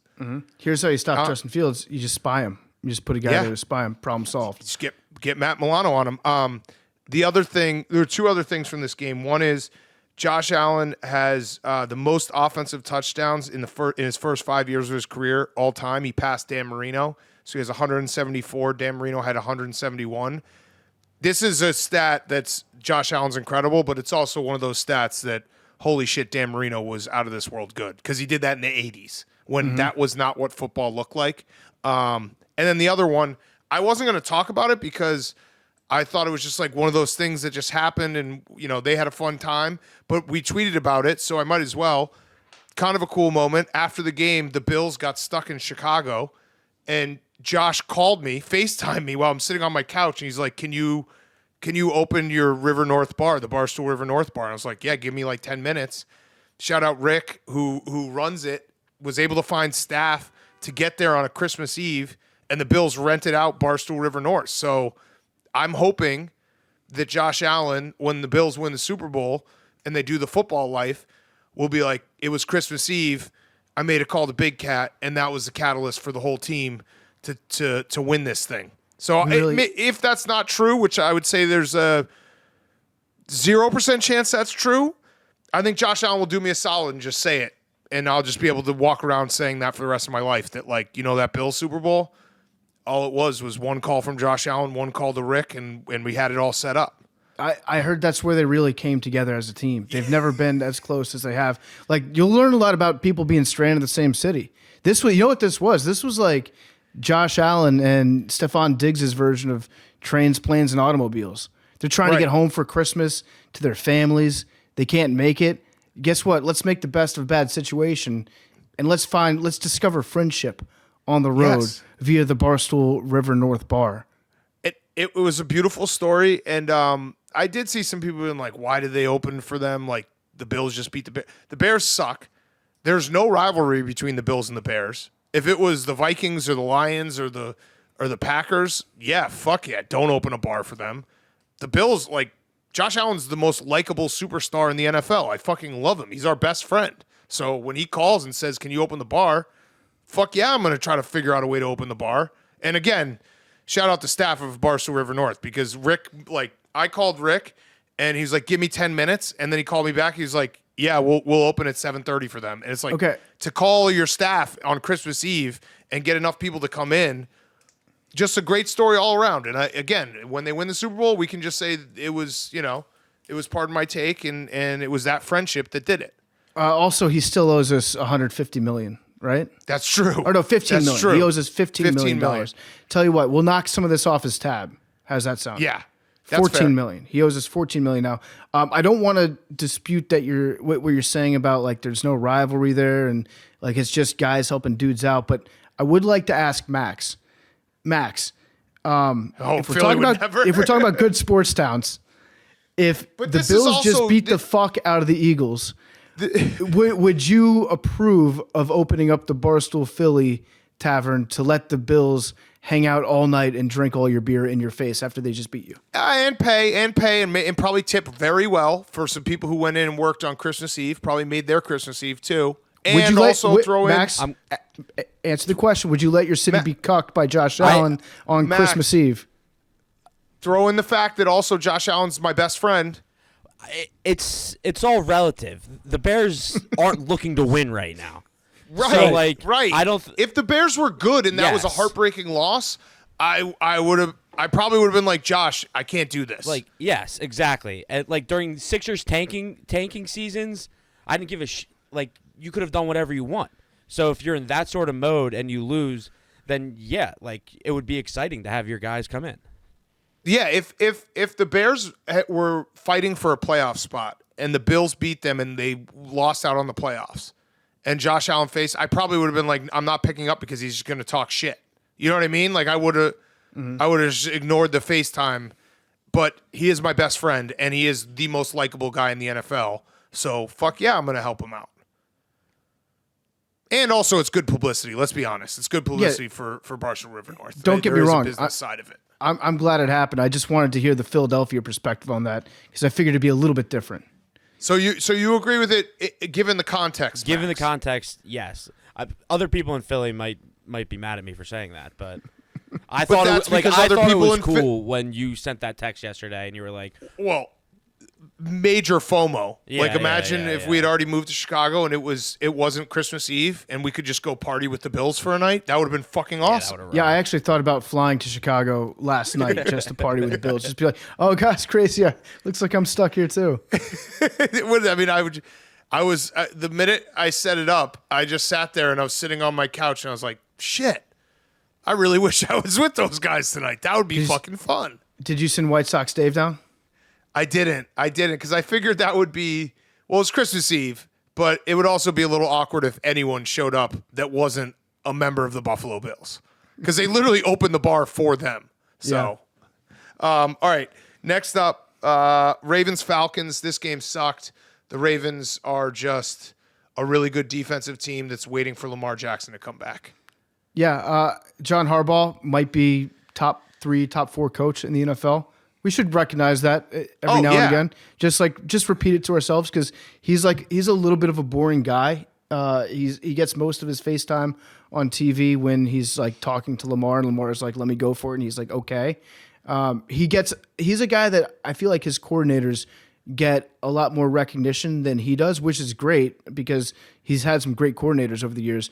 But Harbaugh's just a very, very good head coach, like top 3, top 4 in the entire league. He's a great head coach, and I do think that the Ravens, I'm upgrading them in my power rankings to team nobody wants to play in the playoffs because for sure. they'll ugly it up any game. Their defense is really good, and if Lamar is back healthy, which it seems like he's going to be week 17, so next week, they could beat anyone. And it is kind of similar to the Titans where the Ravens not being a 1 seed, not being a team that everyone's looking out for makes them way more dangerous. Yeah, and we're going to get it got flexed next week. So we got Pittsburgh at Baltimore. They never play this game at Baltimore. They always play this game in Pittsburgh. So the night game in Baltimore, it's going to be probably wearing their black uniforms. We're going to get Ravens fans rocking the camo purple shorts in the cold weather. That's my fucking favorite. When you get the real Baltimore guys out there, just they're stealing valor, but their camo fatigues are in no combat theater in the world. It's the purple, black, silver combination of the camo shorts that I'm very excited about. And then that game doesn't really matter actually for the Ravens in terms. I'm looking at the playoff percentages right now. It does for the AFC North because the Bengals play the Bills on Monday Night Football, and then the Ravens play the Bengals Week 18. So if the Bengals lose to the Bills, Week 18 becomes for the AFC North. Yeah, so it's all about Week 18, that Cincinnati Ravens game. So it's going to be awesome. I can't wait to watch it. These two teams don't like each other very much, but the Falcons on the other side of the ball, they lead the NFL in terms of teams that just won't fucking die. The Falcons are dead. They should have been dead 1,000 times. It's like the Falcons, Steelers, Packers. There are a few teams that just won't die, but the Falcons have just lost so many games. It seems they should be out of the playoffs by like a month. It seems like they should have been mathematically eliminated like Thanksgiving, but they're still hanging around for some reason. Yep. It is. It's crazy. And I'll actually push back on the stolen valor. I think the way the Ravens play football and having to root for like the style they play, I actually think the U.S. military is stealing valor from Baltimore fans. By cosplaying as Ravens fans? Yeah. It's become the reverse. The best is that they wear shorts. It's the camo shorts. It's like in no branch of the military are you rocking shorts. But I love it, man. I love it. It's been there. I think every other team has tried to do the camouflage in their home team colors, and they just didn't sell it all, so they didn't bring them back. It was like one spring they offered, okay, we've got this new design. where you're going to be able to buy like Bengals gear in black, orange, and white camouflage, but just nobody bought it. But the Ravens fans, they fucking love this stuff. It became the unofficial dress code of Baltimore to wear this everywhere. So it just became like a localized thing just out of like targeted marketing to the people of Baltimore. All right, next up, Texans 19, Titans 14. I think Mike Vrabel put it perfectly after the game. He's like, we're just not equipped to overcome turnovers. It's as matter of fact as you can get about the state of your football team. If we turn the ball over, we're fucked. And the Texans are sneaky good. I know that are they? That's are they stupid. Okay, they played the Cowboys to the last drive. They went to overtime against the Chiefs, and they beat the Titans. Maybe they're not sneaky good, but they are absolutely frisky. They're the friskiest 2-win team you could get. Yeah, they might be the best 2-win team of all time. They've played some good teams down to the end, but I think that they're just really, really good. Lovie Smith has managed to do basically he's threaded that needle where it's like they can't obviously tank everything. They have to be competitive enough to be able to lose games believably, so it doesn't look like they're doing it on purpose. So yeah. Lovie has mastered that art, and he's got the Texans. Actually, like I would say that the Bears have played worse football than the Texans have, at least recently. The last month. Like, the Texans, they're going to probably draft ahead of the Bears, but it's not for want of trying. Like they've almost fucked around and won a few of these games. Yes. No, they definitely have. In this situation, I think is more a case of the Titans just being the most injured team in the NFL. I think they've got 20 players from week 1 that are no longer playing, no longer either they're injured or they're on IR or they've been cut for whatever reason. So all their linebackers are gone. The entire offensive line is gone. Quarterback, fullback, basically they've got Derrick Henry, and that's about it. And Derrick Henry, he had that long touchdown run, and then he was kind of bottled up for the rest of the game and had a fumble, which he hasn't been a fumble guy, but he's fumbled 4 times in the last 3 weeks. So yeah, the Titans. The good news for the Titans, because you play in the AFC South, none of this matters, and Week 18 is winner takes all. Yeah. So it doesn't matter. It literally doesn't matter if they lose to the Cowboys. It still doesn't matter if the Jaguars win next week and the Titans lose. It still doesn't matter if the Titans win Week 18. There's a weird tiebreaker. Oh no, it's division record. So they'll have a better division record than the Jaguars in the same record. If the Titans win Week 18, they'd be 1-1 against the Jaguars and have a better division record. I think they'd be 4-2 overall, and the Jaguars would be 3-3, and they would win the AFC South. Yeah, so it's all Week 18. I'm interested to know, knowing that, what do you think the line is against the Cowboys? Cowboys at the Titans next week in a game that literally does not matter at all if you're the Titans. In fact, the Titans are probably going to rest all their starters because there's no point in them playing at all next week. So Ryan Tannehill, he's had ankle surgery. He won't be available even if I think in Week 18 he's not going to be available for that either. So they're just going to ride with Malik Willis for the last 2 weeks of the season. And Max, can you look ahead right now and see what that spread's going to be? I will look now. Whose line is it anyway? I'm going to guess Cowboys minus 8.5. Yeah, I was going to say I'll go -9 on the road. Max, look it up for us. Still looking. Oh, no. Malik Willis is not good. Stinks. He almost had 100 yards this week, though. So 99. close. If I was Mike Vrabel, I would look at that stat sheet, and maybe I'm just being an idiot, and this is why I'm not a head coach, but there's got to be like some like mental check mark that you make as a quarterback. Like, boom, I got 100 yards today. Pretty good. Yeah. 100 yards must feel so much better than ending the day with 99. Also, shout out Davis Mills. I love when a immobile, big white quarterback says, "Fuck it, I'm awesome. I'm Michael Vick." It ended up being a touchdown. That run he made where he just got blown up and fumbled into the end zone was so funny because you can see the moment where he's like, fuck this, I got this. And then you could see the moment where it's like, oh, fuck, I do not have this. And it happened within like a second of each other. Because you're a big dude like that. You've probably been used to being the most athletic person in your high school, one of the most athletic people at your college. You can run past people, you can run over people. That reminded me of when Sage Rosenfels did that when he was on the Texans. And he just got helicoptered and lost the ball. It was like 4th down. And they ended up losing the game because of it. It was sick. All right, All right, ready? I'm going to find this Ready? line faster than Matt. Yeah, I okay. had it. But, 9.5. Wow. PFT, you win that. That's going to Wow. be an awesome game. That's going to be a perfect glimpse into what an actual tank looks like in the NFL. It's going to test Al Michaels to the limit, to the absolute limit. He's already mailed in the whole season. He's going to be so mad about that game. Oh, my God. Wait a minute. I may have been looking at a different. Oh, line here. no. Oh, no, Max. I may have. PFT, you didn't win that one. I may have messed that up. How did you mess that Wait. up? I thought we were talking about All right. Titans. Yeah. Titans, Oh Cowboys. yeah, yeah, Cowboys- 9.5. Okay. Jeez. Okay. I could. You got it. 9.5. 9.5. You got it. You got it. Okay. Next up, Niners 37, Commanders 20. PFT? yeah. Oh, and Carson Wentz is back. Yeah, thank you, PFT? because so that's what I was going to say. Why the fuck is Carson Wentz back? Can somebody explain this to me? I feel like I'm pretty good at watching football. Taylor I can Heineke is a much better quarterback than Carson Wentz. The team plays harder with Taylor Heineke. He cares more.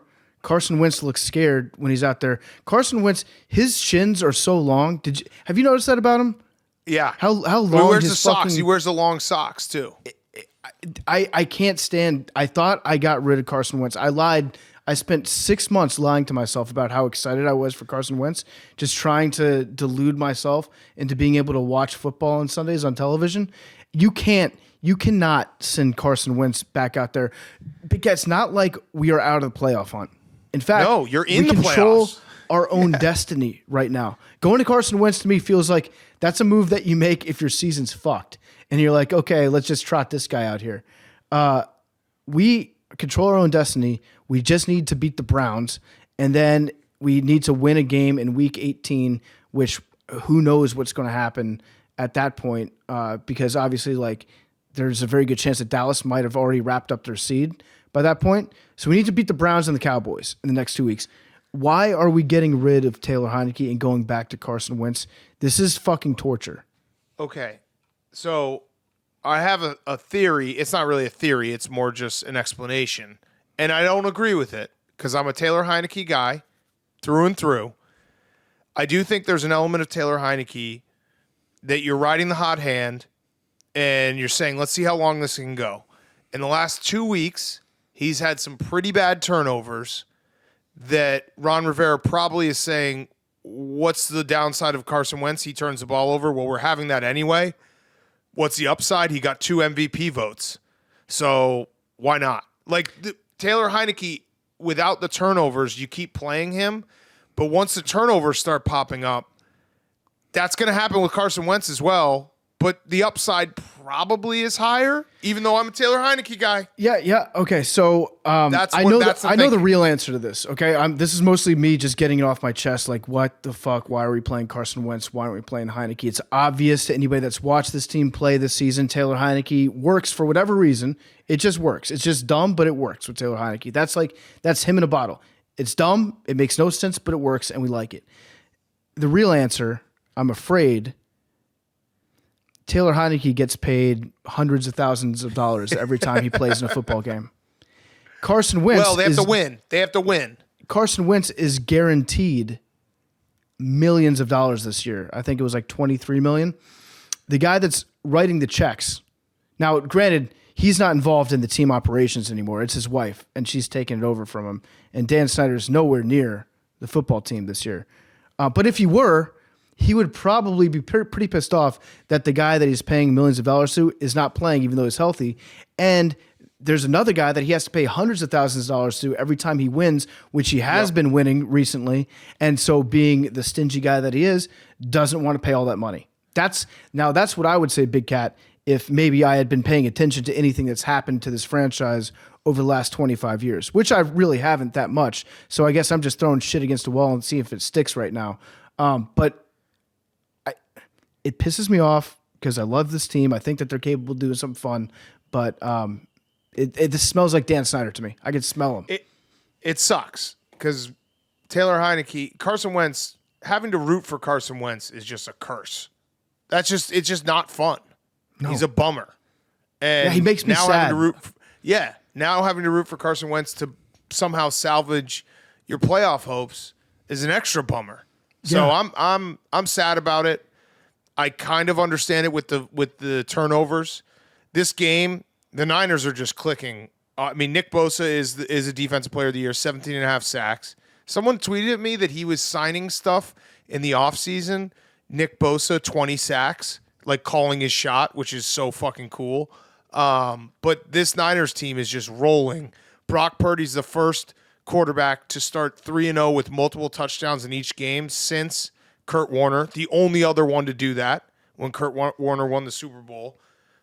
The Niners are just so much better than a team like the Commanders right now. That's just kind of like, it's not really Taylor Heineke's fault that they had to play the Niners, who are humming and playing insane defense. Do you know that the Niners have not given up more than 60 yards rushing to a single player this year? It's crazy. That's insane. They're so good. They're so good. That's insane.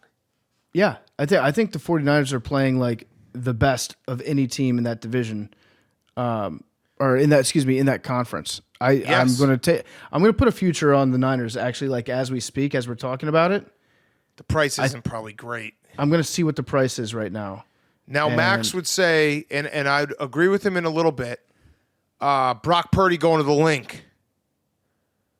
That's their ace in the hole. I think that defense travels, Big Cat. I do too. No, I listen. I'm scared to death of the Niners with my Eagles future, but that would be the only thing you could put in your back pocket, being like, can Brock Purdy handle the link?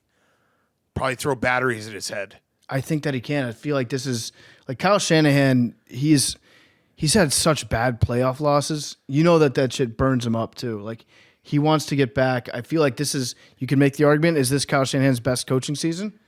It might be. It might be his most talented team. Kittle is unlocked fully. Kittle was so awesome on Sunday. Awesome. Oh, by the way, I should throw this out there. The NFL did reach out and apologize to the Commanders for fucking up the end of that Giants game. So that should not count as a loss. Anyways, did they put a PS on it, being like, and Dan Snyder, and if you don't sell the team, there's more of where this came from? Yeah, basically, that's what they were getting at. Which is one of those situations where I can't be even that mad about it because I do want Dan Snyder to sell the team. If that means that we miss out on the playoffs this year, then so be it. But I also think, and tell me if I'm way off base on this, Big Cap, but I think that Greg Kittle should apologize to me. Oh, yeah, because I think so too. During the week, when he was doing his press conferences and stuff, getting ready for the Commanders game, he was wearing part of my take merchandise. So, and then he goes out and he dominates me. I'm treating this like it's a dress code violation on our end, where you should not be allowed to wear team brands of our opponents while wearing PMT merchandise at the same time. So I think George is the only one that we can allow that for because he's so ride or die, and he's so ride or die. I have one more for you.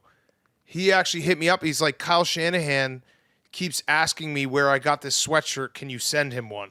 So in a press conference soon, Kyle Shanahan will most likely be wearing a Legends Part of My Take sweatshirt. So I think we just have to ride with those guys. Like, that's pretty cool. But not during the week where they're playing against me. That's when it's a dress code violation, as far as I'm concerned. Okay, that's fair. But it will be cool if Kyle Shanahan wears it in a press conference. We have to think of the brand. Okay, that's fine. But just so you know, I'm sending Kittle a letter right now to his locker room, and he's going to be warned. Okay, strong warning. Strong warning. Strong warning. All right, next up, Cowboys 40, Eagles 34. Max, turn your camera on. We got to talk. This game sucked for the Eagles. They should have won it. It was fine. like a million It was injuries. fine. Oh, we're gonna do the it was fine again. You say what you have to say, but Well, I mean, it was an awesome game. Gardner Minshew played his balls off. Couple bad interceptions. Whatever. It was. He played very, very good. The game was meaningless. Obviously, it's what I alluded to on Friday. That there's a feeling like the Eagles know in the back of their heads that this game doesn't mean anything if they take care of business. But they still obviously wanted to win when you're going up against the Cowboys. The defense just fell apart. And it's the injuries, like Lane Johnson, Maddox, Jordan Davis. All these injuries scare me, Max. But you'll say it's fine, and you'll say it in that tone that will make me feel like nothing is fine. no, this I'm actually very. I came out of that game feeling better than I did going into it. What? Why? Did you hear the injuries I just said? Well, injuries aside, I think everyone's going to be fine. Or What, are we Maddox turning might not injuries be. off? Jordan Davis will be back. Hurts is obviously coming back. We still have to wait to see what's going on with Lane Johnson. I was very convinced that he just got hit in the balls, and that's why, that was what he was doing. It turns out that that's not the case. But even with the injuries, at home, it was 15 yards away from winning that game against the Cowboys. How do the Cowboys feel confident about the playoffs after that game? I mean, CeeDee Lamb is pretty good. Yeah, I think they probably feel pretty good about him. But it was a 6-point game, and we weren't even close to where we're going to be in the playoffs. Max, here's the deal. The injuries are not good for you guys right now. Like Jalen Hurts is. I do think that Hurts will be I do back. think that he's actually injured. He'll be back. He'll be fine. He'll be back. I did a little bit more research on it and saw exactly like what part of his shoulders fucked up. It's this part right here, which is good. You That's saw good. the graphic. You'd rather have it be the SC than the AC, which is on the outside, because the AC will fuck you up more like long term throwing it. But that's going to yeah. Research. You saw the same graphic I saw, the Big Ben graphic where they light up one part of your body. No. I actually I read up okay. about the different types of shoulder sprains. Was that on the broadcast? I think so, or I saw on Twitter. It was just they had the guy's lit body up like right the here. dude from Operation. With all I the was like, different oh, okay, that injuries makes that you sense. can have. I still don't know what that means. No, I looked into it because I was like, okay, the SC joint. I've never heard of anybody spraining the SC part of the shoulder. That's like the sternum. So he's going to be able to pass the ball more effectively once it gets better, but it's going to hurt like shit when he gets tackled when he's running the ball. So he's probably not going to want to run the ball quite as much. But it is going to be like a couple more weeks until he's 100%. That's But the nature of the injury. We have a couple more weeks. Like we have weeks to get healthy. Like we're gonna beat the Saints at home next week. Like that's just going to happen. And then you're gonna get the. I'm saying this out loud, but we're going to have 3 weeks for everyone to get healthy for the second round of the playoffs. Yeah. Okay. So on the defensive side, Max, did you think maybe we shouldn't play zone defense anymore against Dak Prescott after he completed like his first 24 passes against it? Yeah, Dak looked good. The pass defense looked very bad. Pass rush still looked really good. Yeah, I mean there was just some very boneheaded plays in the secondary that was frustrating to watch. But then again, you haven't seen that much this year, so I'm not going to overreact to one game. All right, let me ask you this: if you were to split up in your own mind the reasons why you're pissed off. And I get the general feeling that Eagles fans are pissed off for one of two reasons most of the time. One is because they're not getting enough respect, right? That pisses you off even when you know that you're a good team.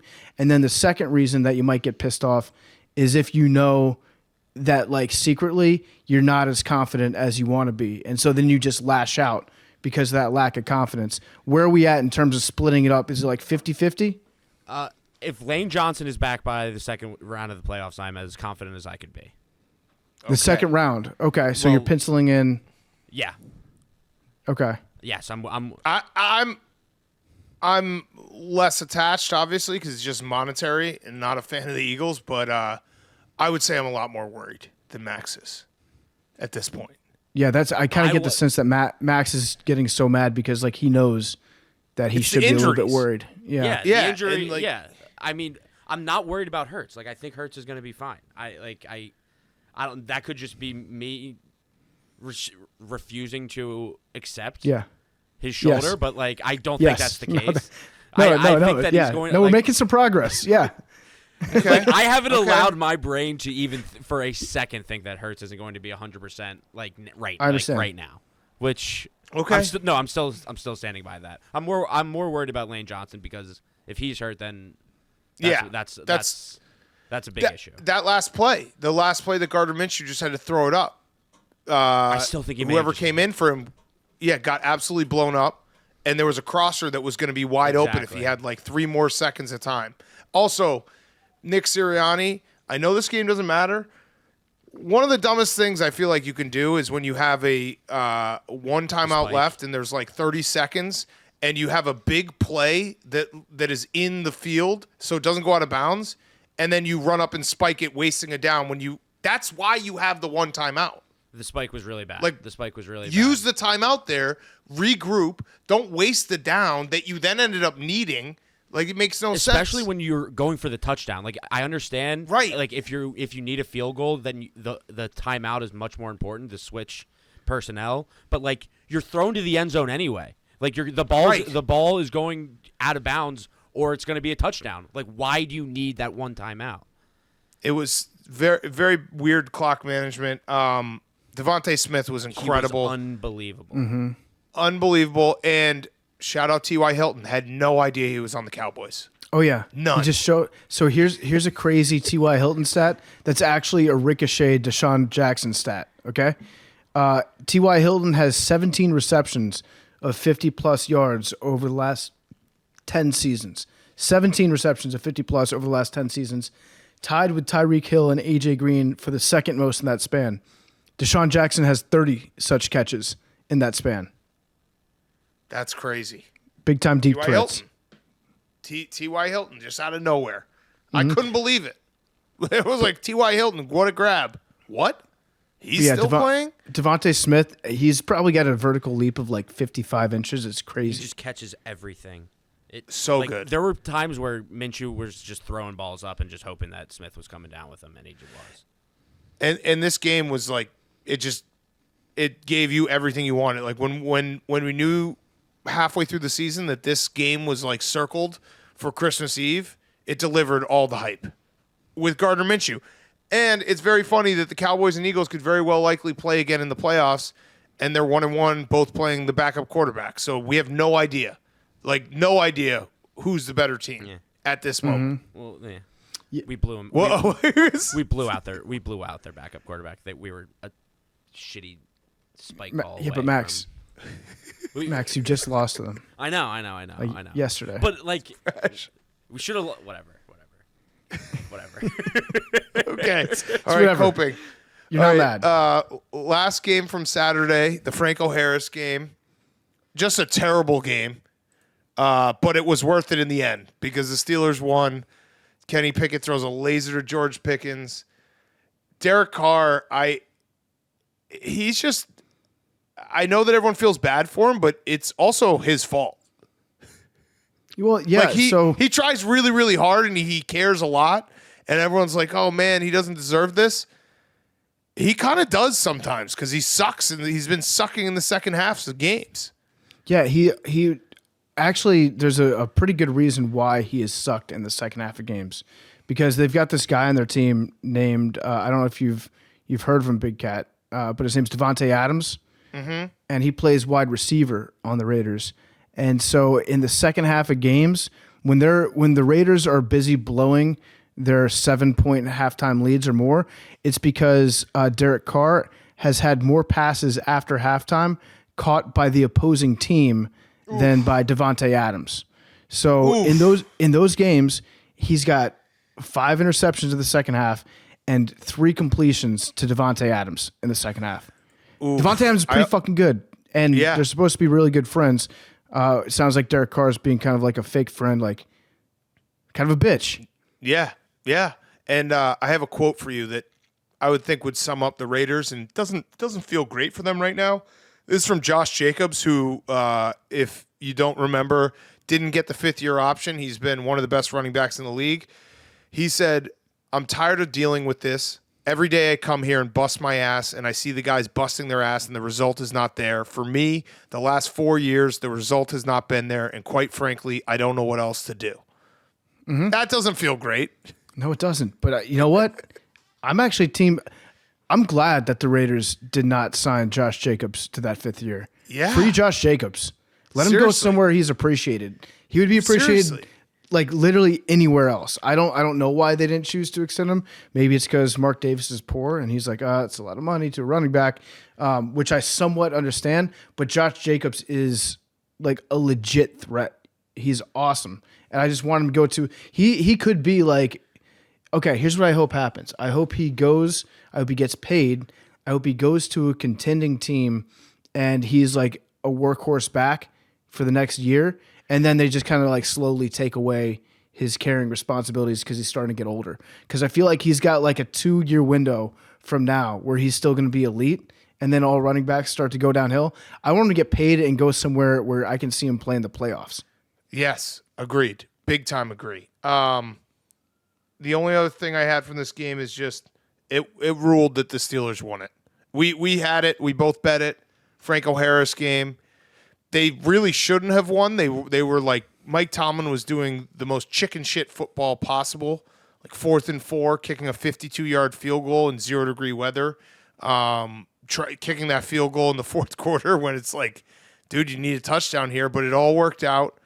And I just like when sports stories work out like that. Franco Harris, like passing away 5 days before his number got retired, was so tragic. So it was kind of cool the Steelers won that game.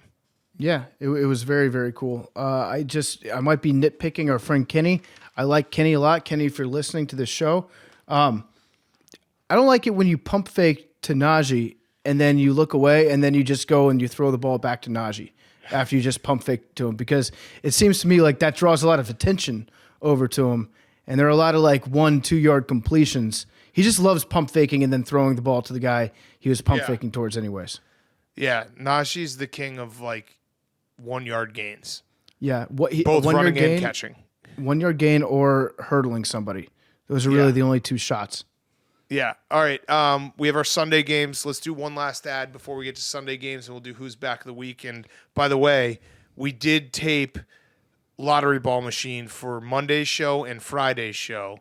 So don't worry, that part is still in. So Hank still has a chance before the new year. Yeah, before we get back to the NFL games, they're brought to you by Peloton. Fitness is not a fad, it's a journey. I've got my Peloton bike right here. As a matter of fact, Hank and I were talking about it last week. We're getting back on the bike. Buns of Anarchy is going to start riding in the new year. We're going to be doing several rides a week. Stay tuned. We'll let you know the schedule of that. It's time to get back in shape. Super Bowl abs, baby. Right now, you can get $500 off Peloton tread packages. Choose the package that will take your training to the next level. You can bundle your tread with accessories like the heart rate band, the non-slip grip dumbbells, and more. Peloton is known for their iconic bikes, but they also make treadmills. And these aren't just any treadmills. The Peloton tread can adjust your speed and incline automatically during class, so you never break your stride. Peloton tread instructors have a variety of training backgrounds and styles of motivation that work for runners and walkers of all levels, because nothing gets you moving like the perfect song. Peloton is set to the best playlists. Whether you're looking for EDM, 90s pop, or something soulful, Peloton has music to fit your mood. You don't have to be a super athlete to enjoy Peloton. There are classes for every single level. Whether you're squeezing in a power walk or training for a marathon, Peloton can help you achieve your fitness goals. I also use their app. Go on the treadmill, get a great workout in, get $500 off Peloton tread packages, all access membership separate. Offer ends January 8, 2023, excludes tread basics. See additional terms at onepeloton.com. That's onepeloton.com. Okay, so the Bucs did win. So old takes exposed. Although I'm actually sticking with my take. They suck. They suck. Like they just had to go to overtime to beat Trace McSorley. They suck. They're suck. not going to do anything in the fucking playoffs. They suck. They're bad. Except if they play Tom the Cowboys and it's Tom Brady against the Cowboys. Yes, but they suck. They're not a good team, and I'm sick of watching their football games because they just play the most boring style of football, and it's just always they're the kings of getting into the red zone and not being able to get touchdowns. I feel like I've seen every Bucs game this year, and that just happens over and over and over, and every game is a 3-point game one way or the other. Yeah, they're It's bad. brutal. They're frustrating. All right, Sunday's games. Aaron Rodgers is going to do this again, isn't he? Packers 26, Dolphins 20. He's going to do this again, PFT. I am at least smart enough in my older age to realize when it's going to happen and just start betting on the Packers. So I've just been doing that. So I'm going to go down with like he's probably going to make the playoffs, and I'll just hopefully win some money until they get to the playoffs and get absolutely shit pumped by the 49ers. Well, you just got to root for Kirk, man. Kirk could make all your problems go away. You realize I'm in a rock and a hard space. I am rooting for Kirk. I'm rooting for Kirk this weekend. Absolutely. I am too. You will not find a bigger pro Kirk Cousins podcast than Part of My Take, because it's very, very good for both of our teams. Well, for your mentality and for my team, if Kirk Cousins is able to do this. I think they're playing at noon. That's great. The new nightmare strikes again. Mm-hmm. The thing I don't like about Aaron Rodgers and his body language right now is he looks like somebody that's already played these games and already won these games and knows exactly what's going to happen during them. So like when he starts losing, when Jalen Waddle takes a pass like 84 yards to the house in the first quarter, Aaron Rodgers has this little smirk on his face like, I've already seen this. Like time is a flat circle, and I've experienced it. I've been through the looking glass, and I know that Tua is going to throw 3 interceptions in the second half.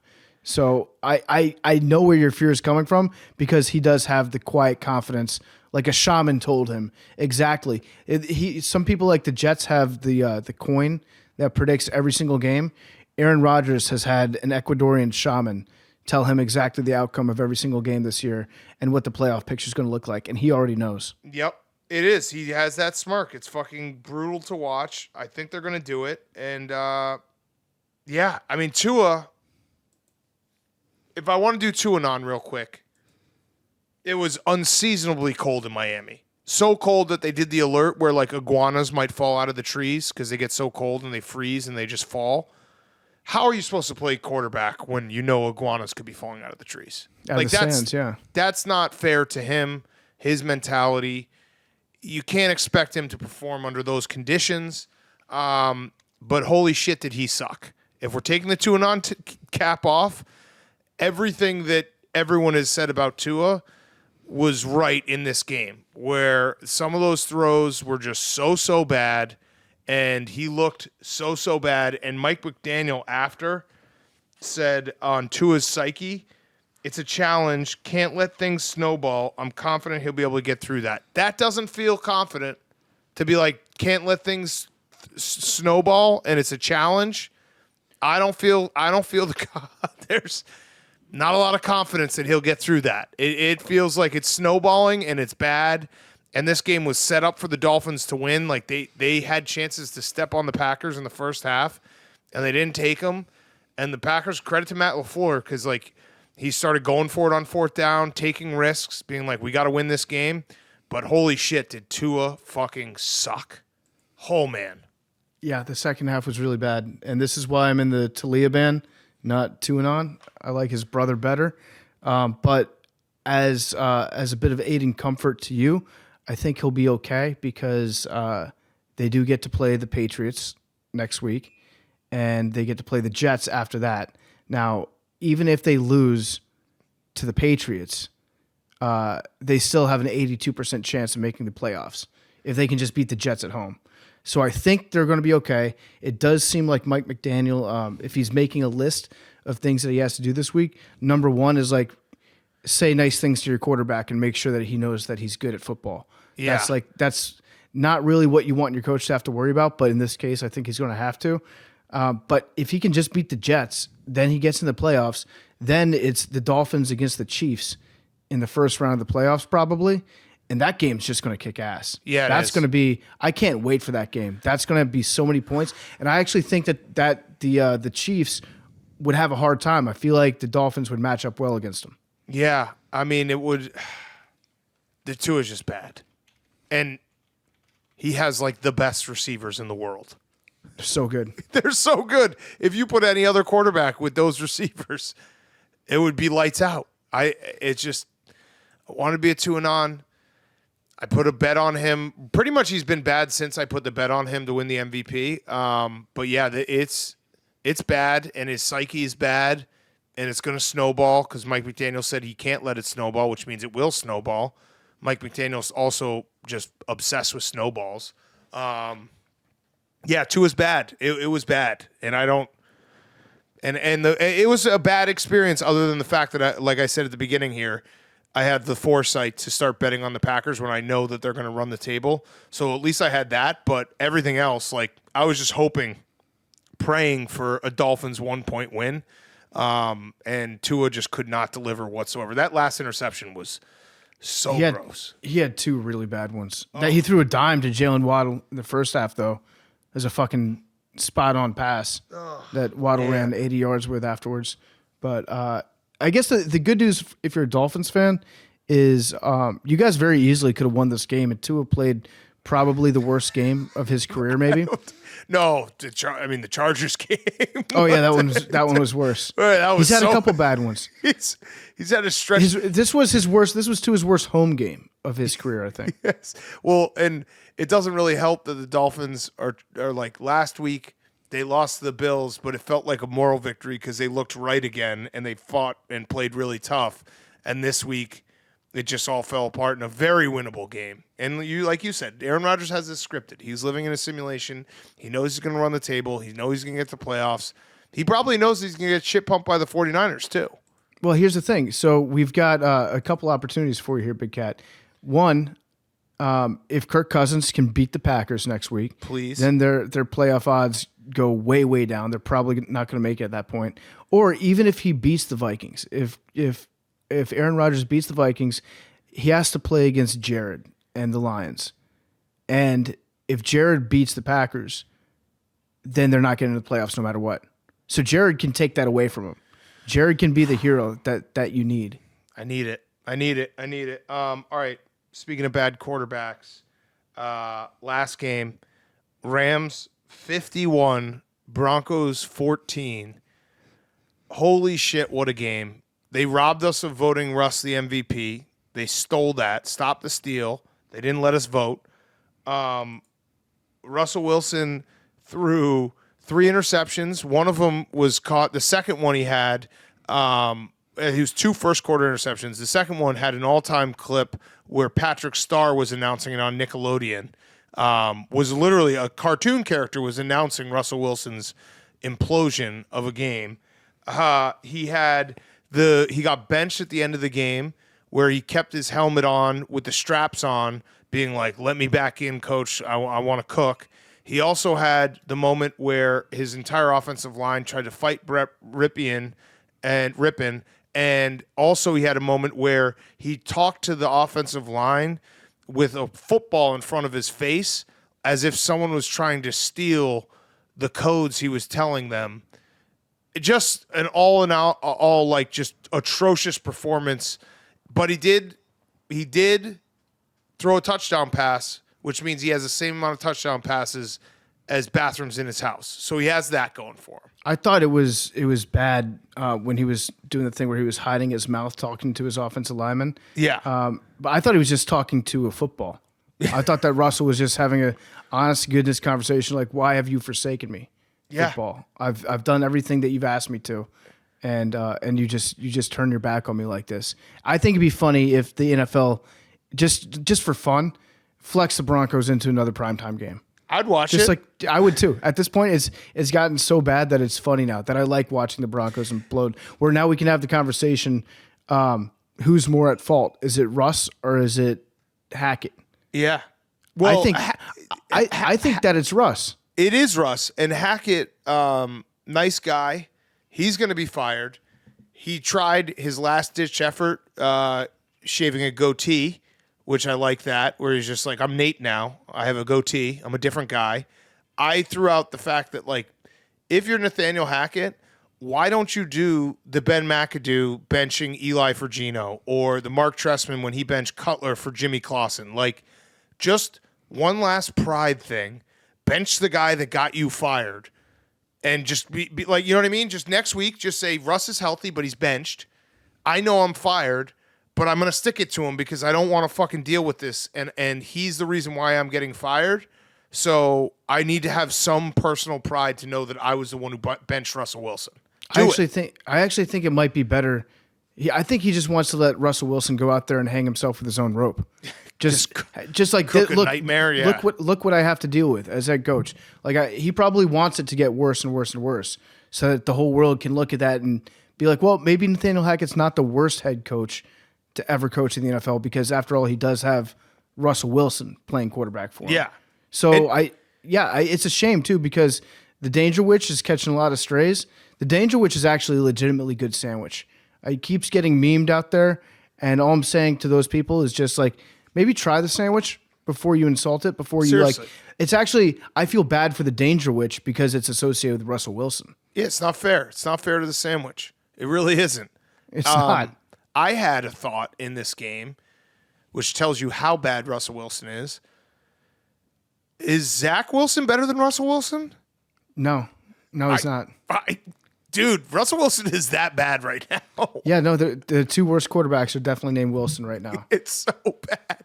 I actually was like, is Zach Wilson maybe a little bit better? Because Russell Wilson can't even do the things that he used to do, where he'd throw the moon balls and like and spin out of the pocket. He's just beyond lost. And there was like a 3rd and 14 where he just kind of sadly ran into a sack. I was like, I'm just done with this.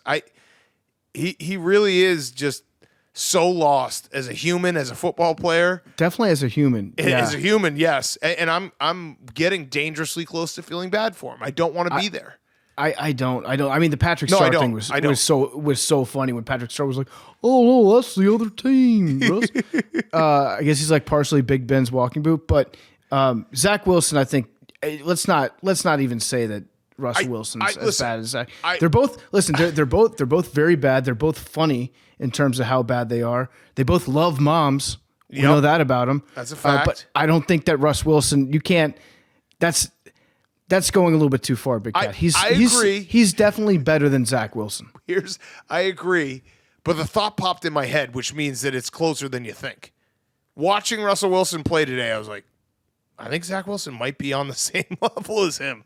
That's how bad he is. And I also want to just give a shout out to the Broncos defense because they fought very hard for 15 weeks, and then you could see the moment that they quit today. It was like watching a college bowl game. And they should have quit a long time ago. So I'm giving them retroactive credit to making it all the way to week 16 before they full all in all out quit. Because they totally quit in this game. And they deserve, like, there's never been a unit that deserves to quit more than the Broncos defense when they quit today. Oh, I don't blame them at all. I don't blame them at all. In fact, like, this is the perfect time for them to quit in a standalone game where everybody can see just how bad they've had it for so long. Just do this little thought experiment here. If you put Russell Wilson on the Jets and you put Zach Wilson on the Broncos, I think the Jets win 1 to 2 more games than they have won so far. And I think the Broncos are winless. Oh, I don't know if they're winless.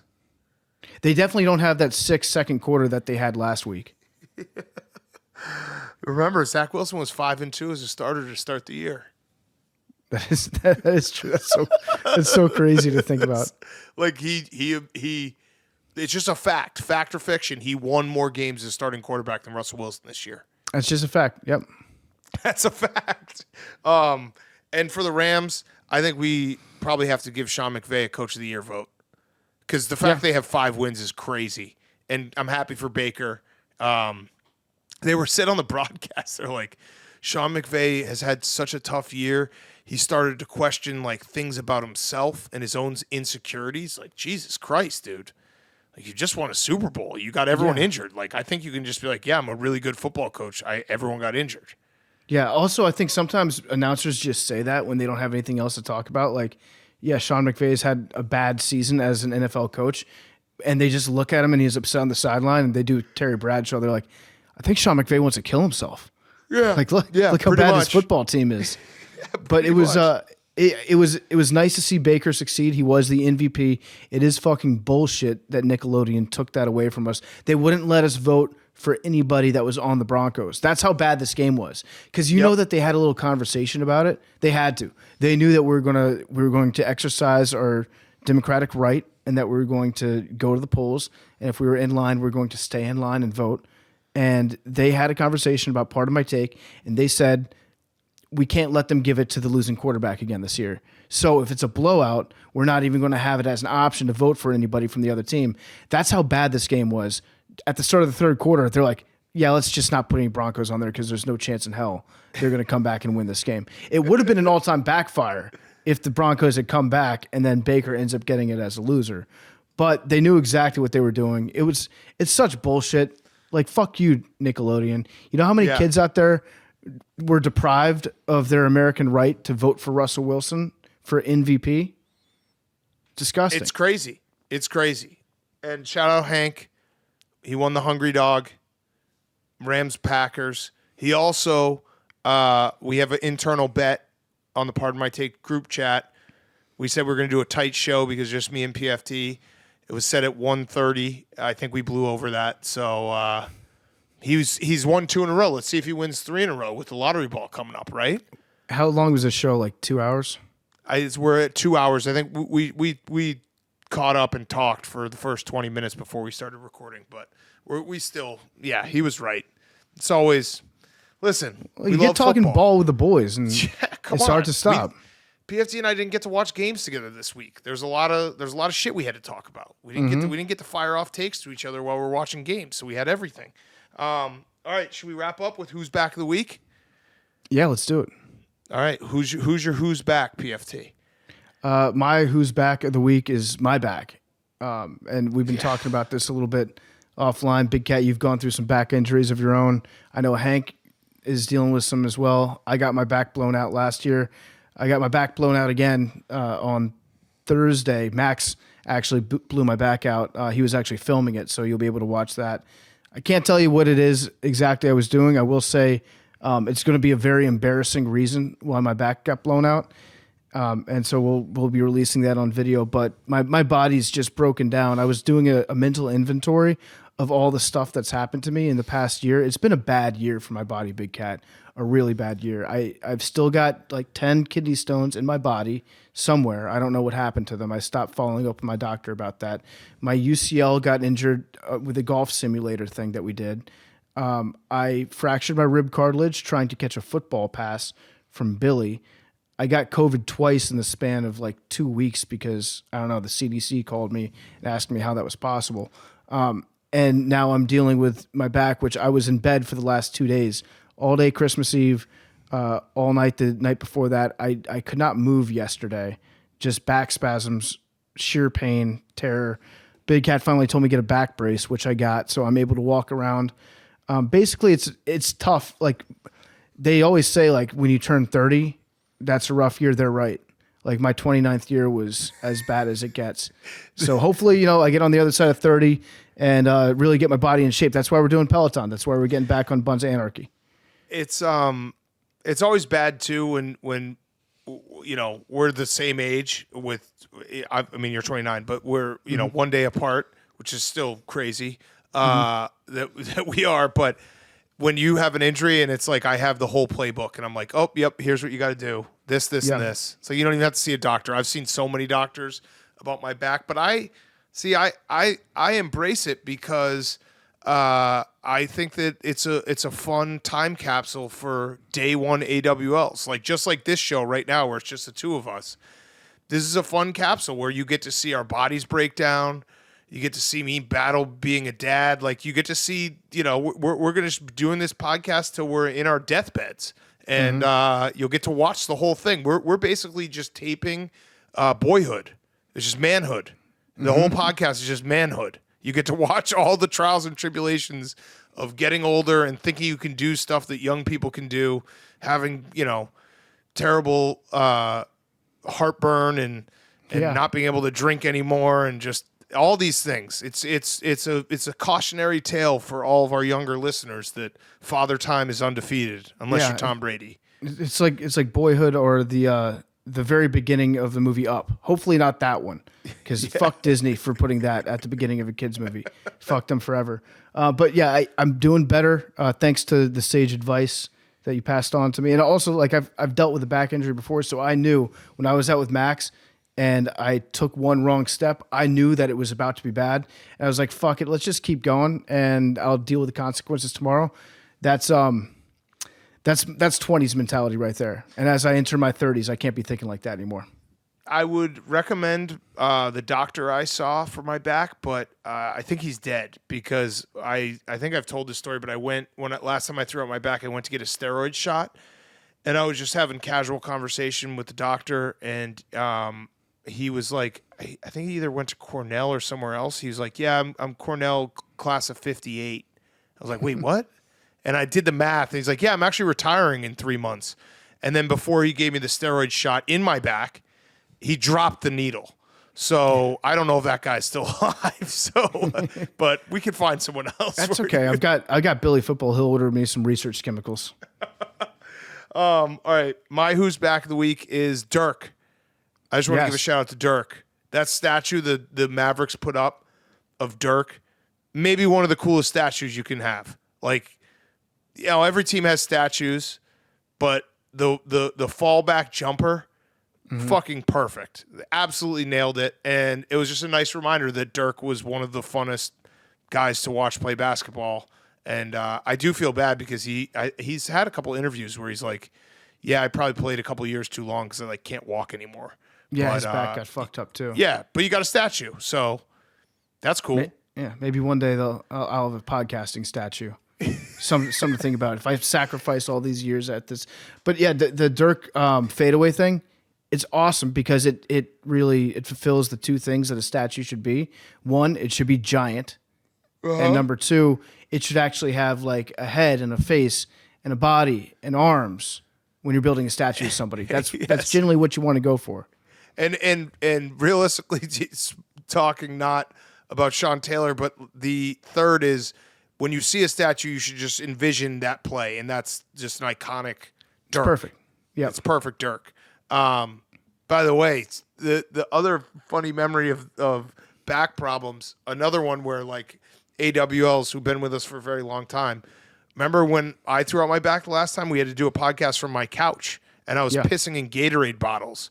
I couldn't get off. I literally could not move off my couch for like 3 days. So Hank and you came over, and we just put the mics, like I just laid down and did the whole thing laying down. Yeah, I peed in a bottle last night. Because I was trying to think. I woke up in the middle of the night, had to go to the bathroom, and I thought to myself, how am I supposed to do this? It's physically impossible for me to move and get off this bed. So listen, when you got to go, you got to go. I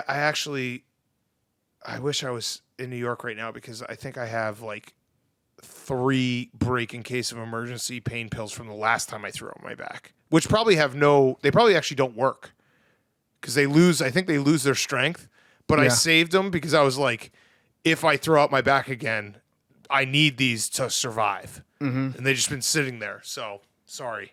No, it's okay. You could have used them. It's all right. I've been taking naproxen, which is just basically, it might as well be a placebo. It's like essentially taking 4 aspirin at once. Yeah. You know you're getting old when you have to save a few when you get prescribed pain pills and you have to save a few just in case you hurt yourself again.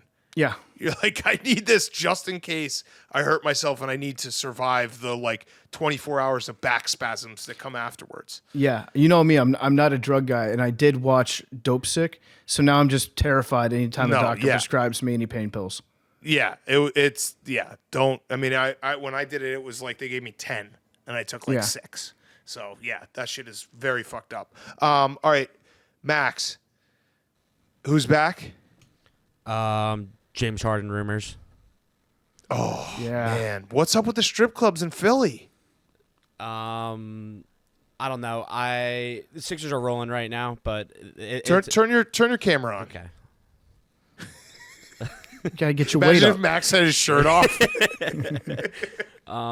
Yeah, I mean he's playing really well, playing at an MVP level. You guys trashed me for saying that earlier, but I mean he's been insane. He went for he went for like 30 and 20 the other night, 20 and 10 or 30 and 10 tonight, or today. But yeah, the rumors suck. It looks like he's doing the whole song and dance that he does every team he goes to. But hopefully we can sway him. But throughout the year, Did you know, like when he went to the Sixers though, there was an element where you were like, this time it's gonna be different. He's gonna love us. I still might think that.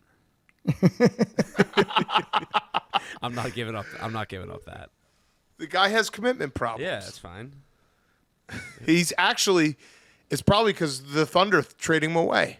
Yeah, Like from that moment on, he was like, I can't trust anyone. not even us. Yeah, not even, well, yeah, I mean, yeah, Philly fans, like, they would, I mean, I guess you guys are loyal to a fault, but if that rumor probably makes like half of Philly already hate him, right? No.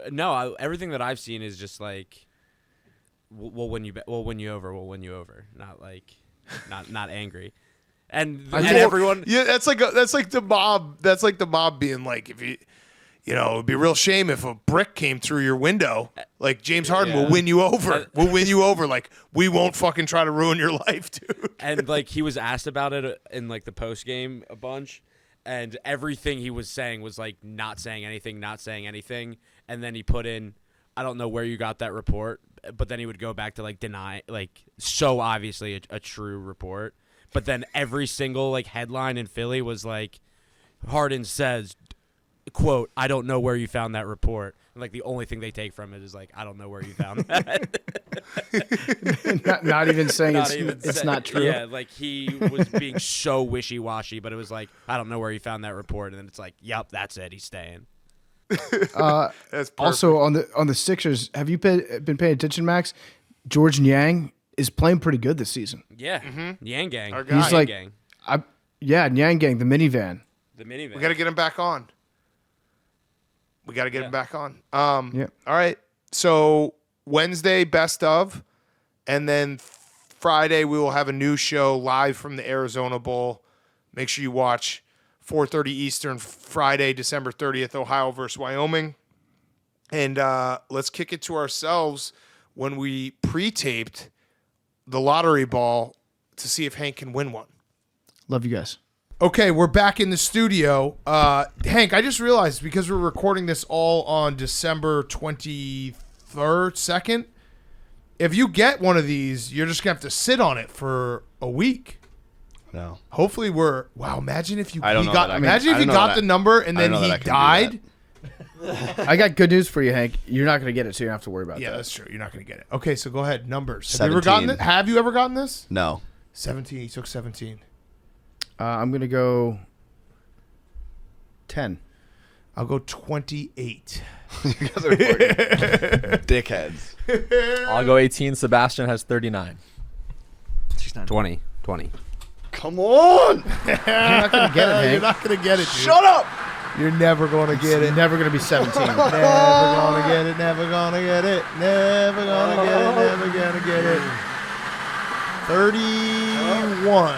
31. Didn't get it.